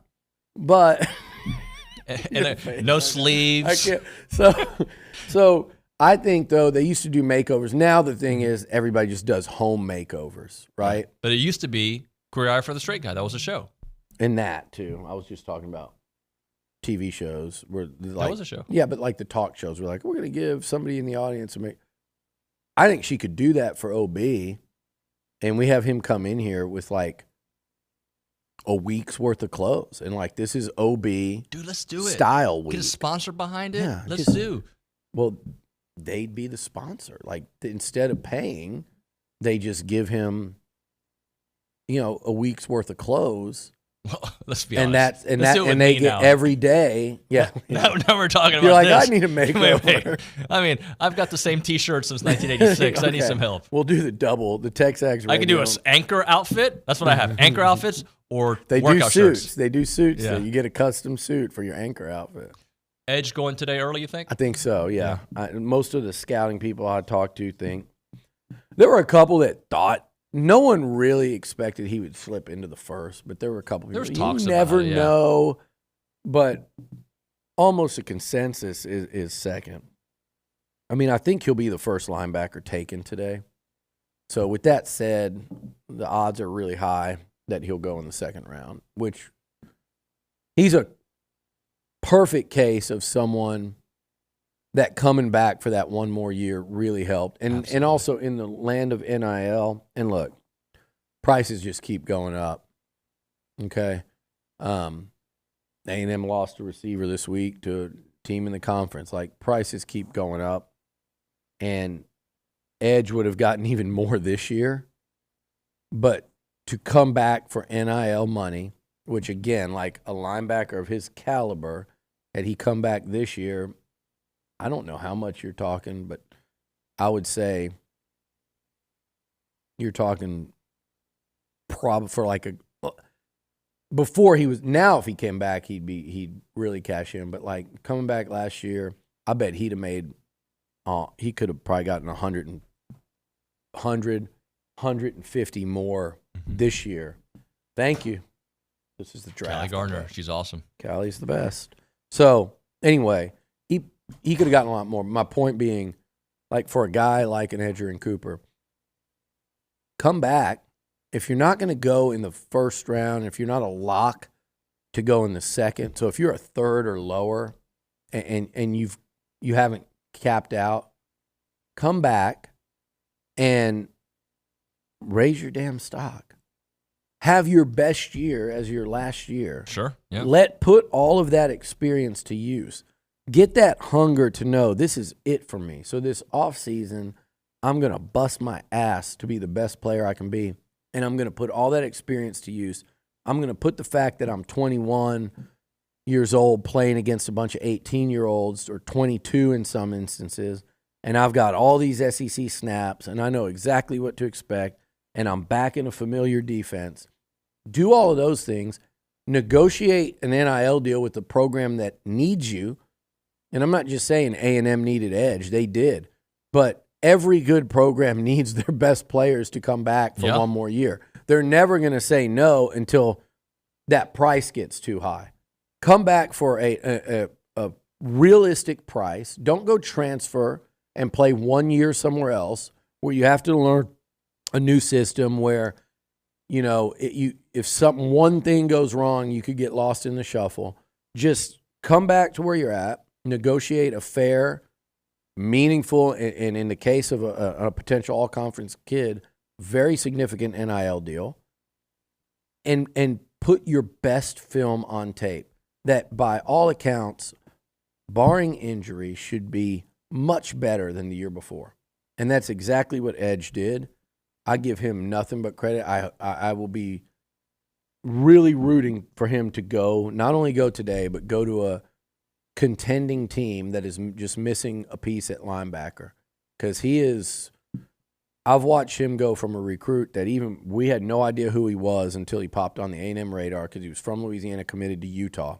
So there was no cross-section. I think maybe we saw like OU offer him late and LSU start to get into it right about the time A&M did. So it's like, okay, this guy's stock is really rising as we approach signing day. I don't know if this is factual. I think he may have signed early, but announced late, you know, that where he had already signed, but nobody announced it till the later one. So that was the case. So he was a hot commodity, but was already off the board, you know. And I just watched him flash first, second round NFL starter potential as a true freshman. And he got noticeably better as a sophomore than he started. And then his junior year, I thought he made a big jump again.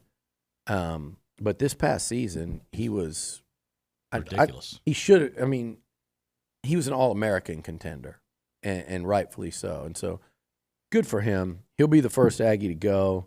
He'll go second round, which maybe I'm wrong. Is that the highest? If he goes second round, did Jimbo produce a second round pick while he was here? Antonio Johnson was fifth round, which is crazy. By the way, I saw DeMarvin was third. Yeah, I think so. And Jace was third, and I think Jace went third. Travion was late. But by the way, I saw a lot of those guys this past weekend. First of all, Von Miller and Mike Evans, two of the what they do charitably. Mm-hmm. Mike this weekend. I think every time you mention those guys, you mention Kenyon Green. Kenyon was first round. You're right. Good. Also Eric McCoy, second round. Second round. Okay, so two and McCoy kind of almost like a Sherman one, although Jimbo and was it Henson right off the rip? Jimbo and Henson developed him. I mean, that McCoy had his best year was that first year under Jimbo where he paved the way for Travion. I apologize. I cut you off on your But thoughts. that was a meaning. That was a we're trying to think out loud and shoot. There was 2 O-linemen go first, second round. But I saw Antonio Johnson. I saw Jalen Jones. 2 just, I mean, they were so great to us in here. Mm-hmm. They were 2 of the first guys to come in here regularly for NIL interviews. You know, great kids, love their families. You know, when we see them around, saw both of them, just smiles on their face. They got bright careers in the NFL. Jalen went in rounds, like, was he 6th or 7th round? Could have really come back, done some NIL, and then with that draft position, you're going, gosh. But it worked for him. And it worked great. Yeah. And he had a great rookie year for the Colts. And Antonio, I think, is going to do some really big, I think he's going to be a real player for Jacksonville.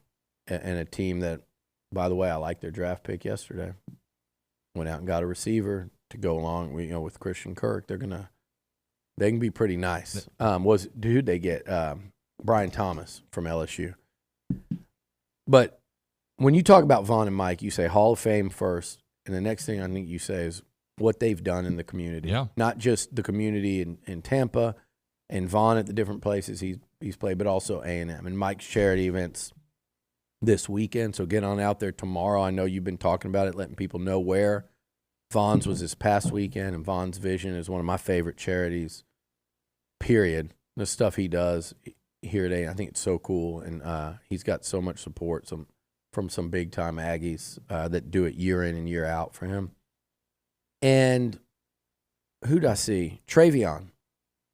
Travion was the most unique one on draft day because he was so worked in his 3 years here, and he had like something north of almost 300 touches his last year here in Jimbo's first year, where he led the SEC in rushing. Probably couldn't have helped his draft stock. Probably could have left here as considered maybe the greatest A&M running back of all time. He passed that up to go get drafted. Probably needed to because of the wear and tear on his body, but he has not been used that much. And he played in a Super Bowl.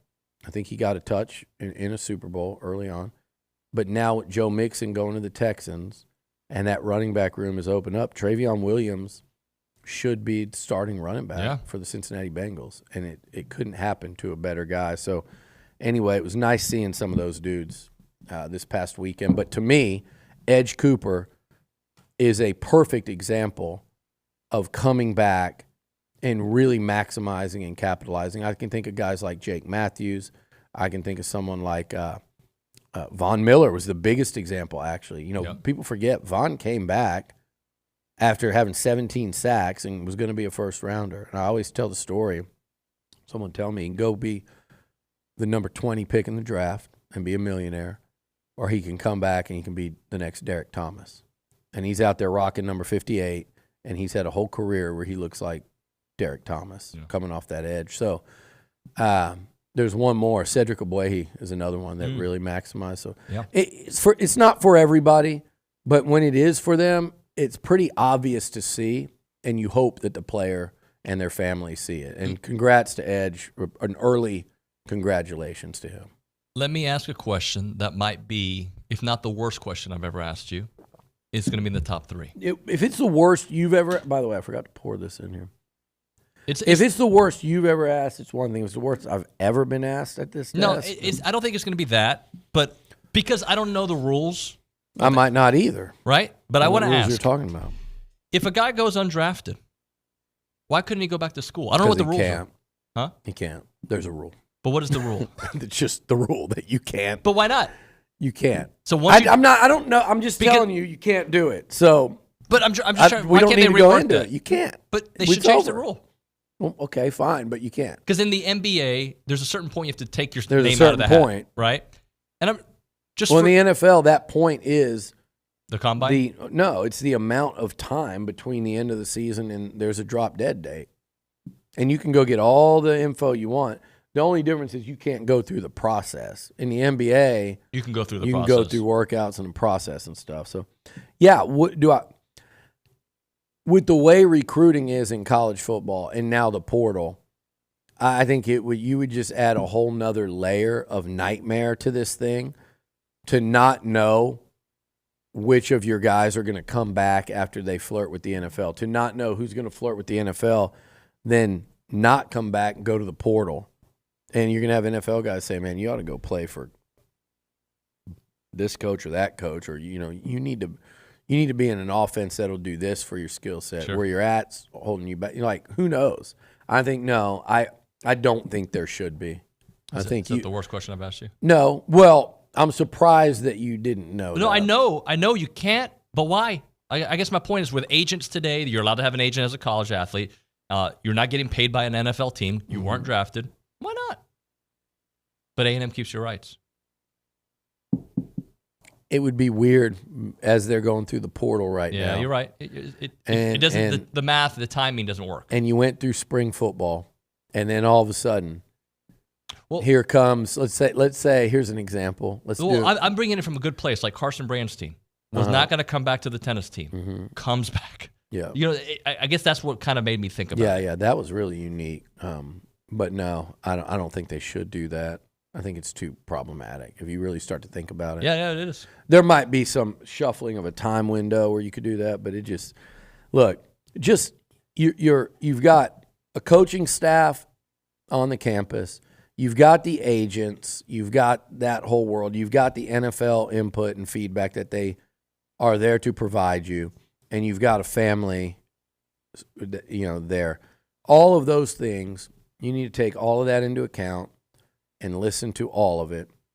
I think the biggest mistake players make these days is they discount the coach's input because the agent's in one ear. Right. And agents get so mad at me because they're like, we're not the bad guys. And there's one that I just have feuded and sparred with forever. And it's like, dude, I don't dislike agents.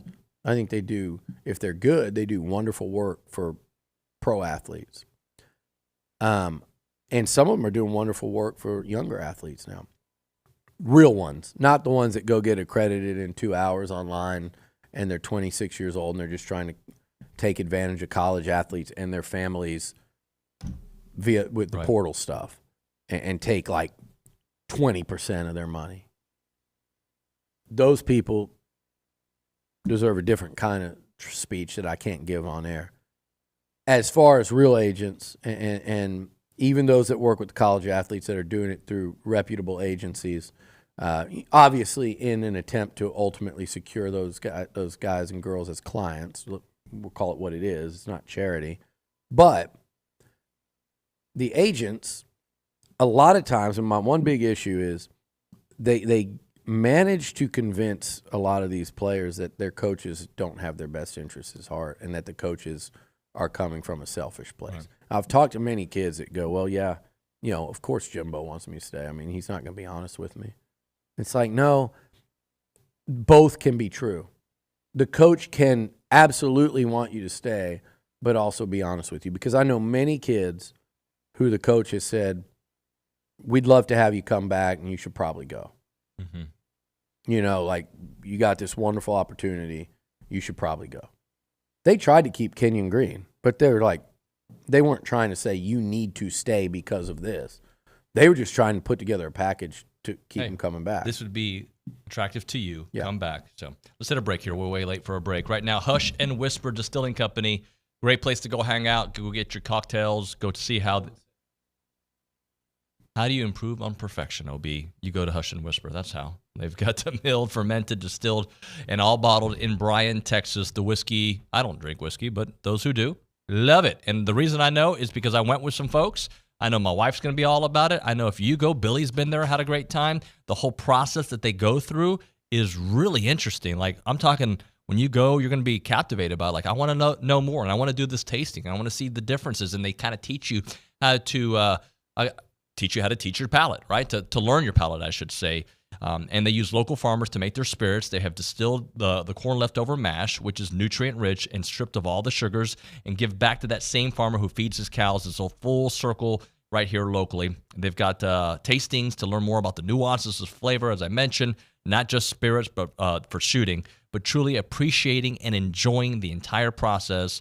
And you'll learn how to do the Kentucky Chew to prepare your palate for that. Reserve a tour for and a tasting, or just a tasting if you want to do, or if you just want to go hang out, right? It's a great place to go. You can go book an event for meetings, celebrations, team building, come in for a cocktail or a mocktail, buy a bottle, bring it home, drink it there. Gin, vodka, whiskey, all for sale. They are there at the Verisco building in downtown Bryan. Hours are 11 a.m. to 11 p.m. They're open today. They're Thursday through Saturday, 219 North Main Street. It is Hush and Whisper Distilling Company. Go check it out.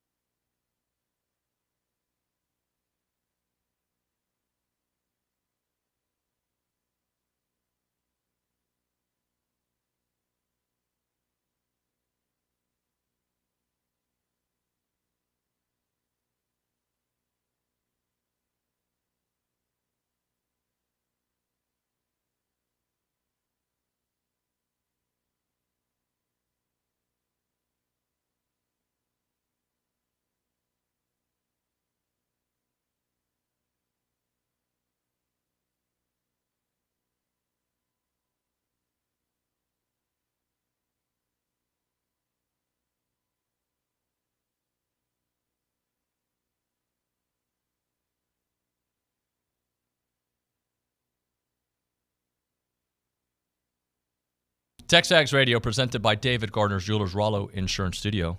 We're way off the clock, so we have a shorter segment here. Can we... watching the baseball bunch go through the mental gymnastics this morning of admonishing everyone for worrying about pitching, but also completely throwing in the towel prematurely against Georgia to just guarantee that there was going to be no quality pitching that could outlast the Georgia bats was fun to watch. I kind of agree. Right? No, they would have done it anyway, Nuño. Don't kid yourself. I kind of agree with them. Like, look, we said it before. These SEC lineups are freaking brutal. It's not just A&M. No, there's Bama, there's Georgia, there's Tennessee, who A&M doesn't play. There's plenty of them. There's others. Hell, I thought Auburn had a good lineup. They're 2-16 in the league.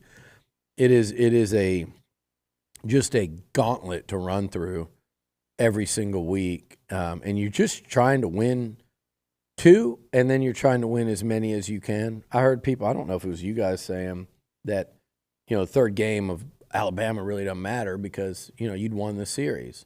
That's the ultimate goal. Somebody, you can go back. It wasn't David Nuño. It wasn't you. I've already called somebody out enough today. I'm not going to do it again, but I don't know who it was. Maybe it was been the fan show, actually. It wasn't OB. Of course it matters. It matters as much as the other 29 conference games. They all weigh the same. So they all matter, and those guys, the weekends of South Carolina and Alabama, did not come home happy. You come home like you accomplished what you really set out to do, but they want to win every single game. And they're going to want to win every one this weekend. They're competing for a championship. More importantly, they're competing for a top 8 seed. More importantly than that, even they're trying to position themselves as high up in that top 8 as you can. Yeah. So, and I don't know how much that aspect of it genuinely matters because once you get into those super regionals, it's all about matchups anyway. I just happen to think that the higher you go, the lower seeds you play. In theory, and it wouldn't be exactly right, but the lower 14, 15, 16 teams are probably more likely to not come out of their regional, I think, over time, if you did a study, than the 8, 9, 10s. So the more space you can get, great. But the real goal is to make sure you're a top 8 national seed, so you're playing across the tracks right there at Olson Field at Bluebell Park, and you're going to be playing a regional and, God willing, a super regional there. And that's the ultimate goal. And those game 3s, when you're up 2-0, they still matter. But this weekend, I agree with the bunch here. It is legitimately, there's going to be a lot of baseballs flying out of the yard this weekend. There's going to be some crooked number innings for both teams. Fortunately, A&M's built for that. And for all the talk about pitching and stuff, I think Texas A&M, even though they don't have like that defined Sunday starter right now, they've got so many guys over there that you can trot out there that can get you out of an inning, that can get you 2, that can get you 3 innings in a game. And in a couple instances like Cortez and Aschenbeck can get you never know when they'll get you 4 innings in a game or more if you need it. So though they've got plenty that can do it. Like who's starting Sunday, I don't know, but Sadeo can come in and get you those innings, and Cortez and Aschenbeck and Wyatt. There's plenty of guys that can come in and get you. I mean, why I said Wyatt. I'm Weston Moss. Plenty of guys that can come in and Lampkin. Who knows when you're going to need who that can get you, again, like I said, that long relief, those 3 innings that you desperately need in a high score. It's starting to be like a high-scoring game. And if any of those guys come in on any given game and get you 3 innings of giving up a run or so, this offense, that's going to be the difference in the baseball game, and they're probably going to win pitching 2-3 innings. All right, let's hit a break here. Costa Vida time. Go check them out this weekend when you're there at the ballpark. They're down on the third base line, and they have a great menu: chili, lime chicken, and sweet pork burritos. They've got the sweet pork Baja Bowls. They got the chips, the queso, the key lime pie, and for cooler weather, there isn't any cooler weather. So no, it's going to be hot. So don't even think about that. But the bottom line is, go there, get your grub on. You'll love it out there. And Holly does wonderful work. I got to hang out with her last night for a couple hours. It was good. Good time there at the Angry Elephant. But she's talking about all the good stuff going on there at Costa Vida, the great food, and her great relationship with a bunch of those athletes out there. Jace LaVillette loves going there. Ryan Targash loves going out there. That's the home run combo that they have out there. An entree with sweet pork enchiladas smothered in house-made queso with rice and beans and a large drink there for $11.99. Costa Vida is in the South College Station area. You'll love it when you go there. They're fresh Mex. The food is done the right way. It's delicious. I love getting there the quesadillas when I go there, or the tortilla soup. All so good. Aggie owned and operated, 4501 Mills Park Circle in College Station. That is 4501 Mills Park Circle in South College Station. It's Costa Vida.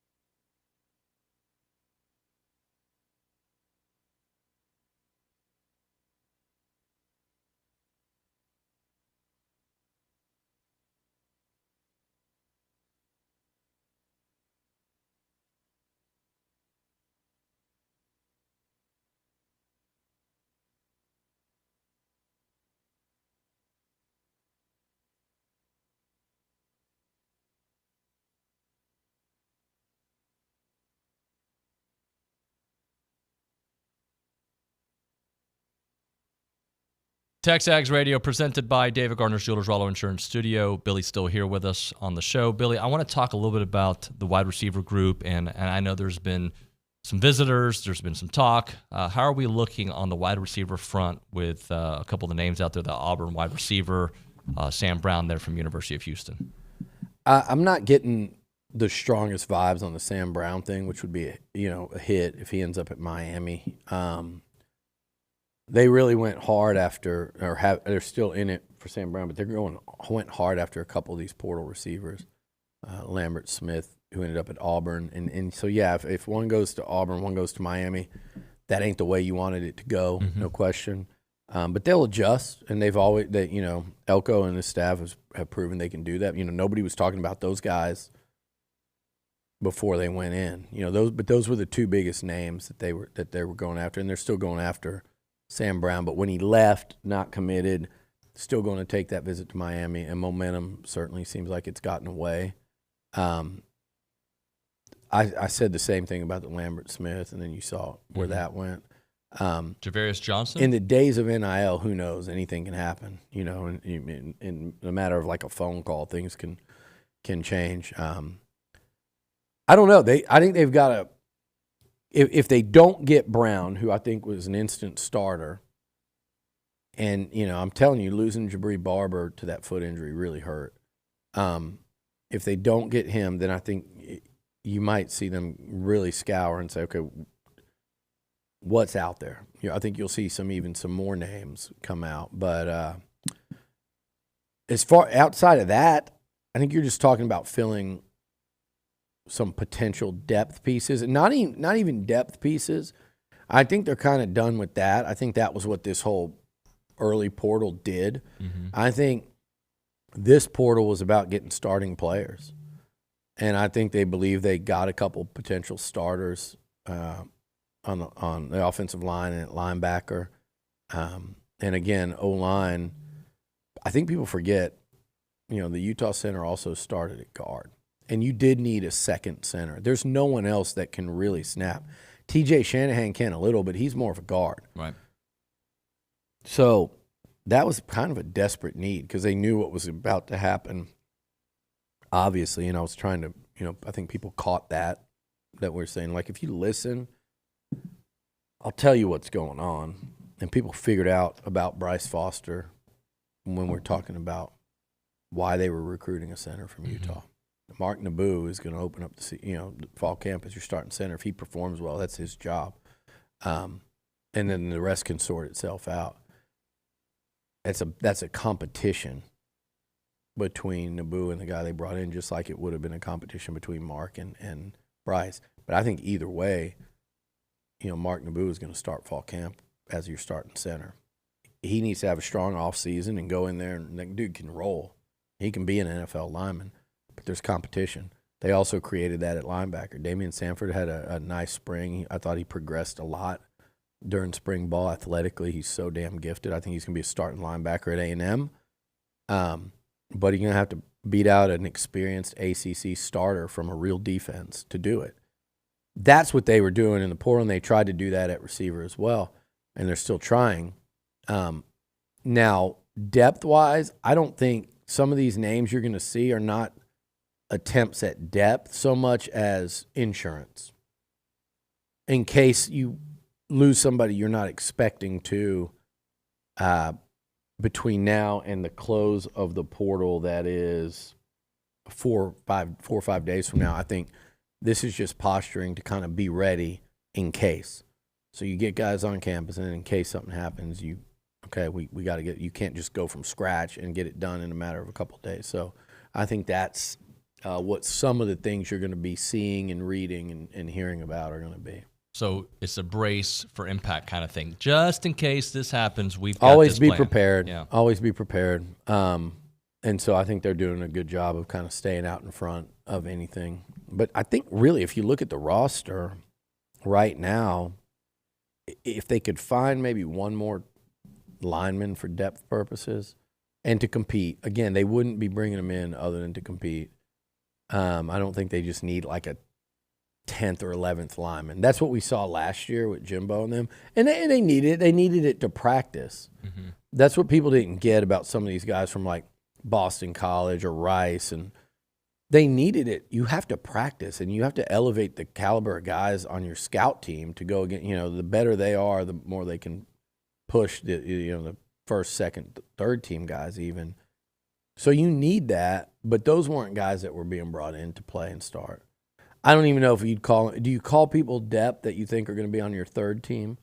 I don't think I think we lose sight of what that word really means. Depth means guys that you think might have to play or will play. Come in, yeah. Then there's guys to round out your roster in practice. A&M doesn't need O-line depth right now. They can go and get guys that, like, if they say, hey, we're going to get this guy could maybe start for us, they'll go take somebody. Same thing at wide receiver. I do think they need some depth at receiver, though. I'm telling you, if you look at proven stuff at wide receiver, it falls off pretty quickly after 4. And you want to go into the season with 4 battle-tested guys? I don't know. And a couple of those battle-tested guys are hurt or unavailable a lot during their careers. And then there could still be people who go in the portal, right? So there could be a name that they haven't thought of. That. And I'm sitting here talking about wide receiver. Noah Thomas could end up being better than anyone they would go get. But they've got to see it over a course of 6, 7 games even, not much less 12. And then the same thing with what the hell's that? And then also same thing with Moose. Like consistency. What does your Day Walker look like after closing last year strong and coming out? But I'm just telling you, look around the league, and I mean, just look at Auburn now. They got one now. of the leading returning receiver in the Big Ten, and Cam Coleman, who looks like the real deal. Yep. And they went all in at the receiver position for Peyton Thorne. So we'll see. Did you see that Instagram they put out? I don't know. When they got the commitment, Auburn football, their official account, put out Coates, the giant receiver they used to have. I think it was Coates. Face palming Devontae Harris and just slamming him into the Kyle Field turf. And we're in this world where these people that run these if I was a head football coach, I'd be pissed. But somebody like Hugh Freeze, who I think's generally a jackass and like real preachy, they're okay with that, and they let these people run like roughshod on the social media and they play too many games. And a lot of times there's little people behind these accounts, and they never have to. It's kind of just like social media. They don't have to have a face. Trolls, yep. They don't have to have a name. They're trolls, and they're representing, like that universe. And trolling for fun, I think it's hilarious, like what these schools do. But every once in a while, you see they get a little ahead of themselves, and no one's ever going to know who they are. They're not held accountable. They don't have to go play in the game. It just gets to be where it's like that one to me was like, okay, read the room. You guys just won a recruiting battle, and fairly so. It's not like sour grapes. It's the world we live in 2024. Like, you can no longer go, that was unfair. They did this. It doesn't work that way anymore. Right. They won a straight up recruiting battle, but the official football account starts taunting. It's like, yeah, are you the account of the program whose coach came in here and lost 27-10 in his one trip to Kyle Field last year with Auburn? Is that you, or is that like it's wild energy? So, but you know what? It sets up the A&M social media for the response if A&M beats Auburn this year. Yep. But the whole thing, I've got a little bit of an issue with these people that run these accounts getting a little kind of, to me, not crossing the line like that's not offensive. Oh my God, you showed it. But it's just like, you just lost to the team with that same coach at this field 27-10. You got run out of the stadium, and you're going crazy on your social over a recruiting victory. It's not offensive. I actually thought the GIF is pretty funny. Like, I would have used that if Auburn beat A&M on the field. Boom. That's a good, Yeah. That's great. But I would do that. When you lose, you stay quiet. In theory, celebrate yourself. Don't taunt the other team. 100%. And I don't want A&M to taunt the. I like after the win, you can kind of have some fun with it. Again, if they'd have beat A&M, show that gift, like down go the Aggies. But it's too much to ask now. I know, and it sounds like I'm really old, but I'm not. I enjoy the back and forth and the smack talk via the official accounts. What I don't like, even when App State beat A&M, I didn't have a problem with what they were doing on social. Celebrate your win. Keep it, in the lane of classy, which they did. But they had some fun with it. Have fun with it. Don't be stupid. We'll hit a break with that. One last segment here on TexAgs Radio, presented by David Gardner's Jewelers.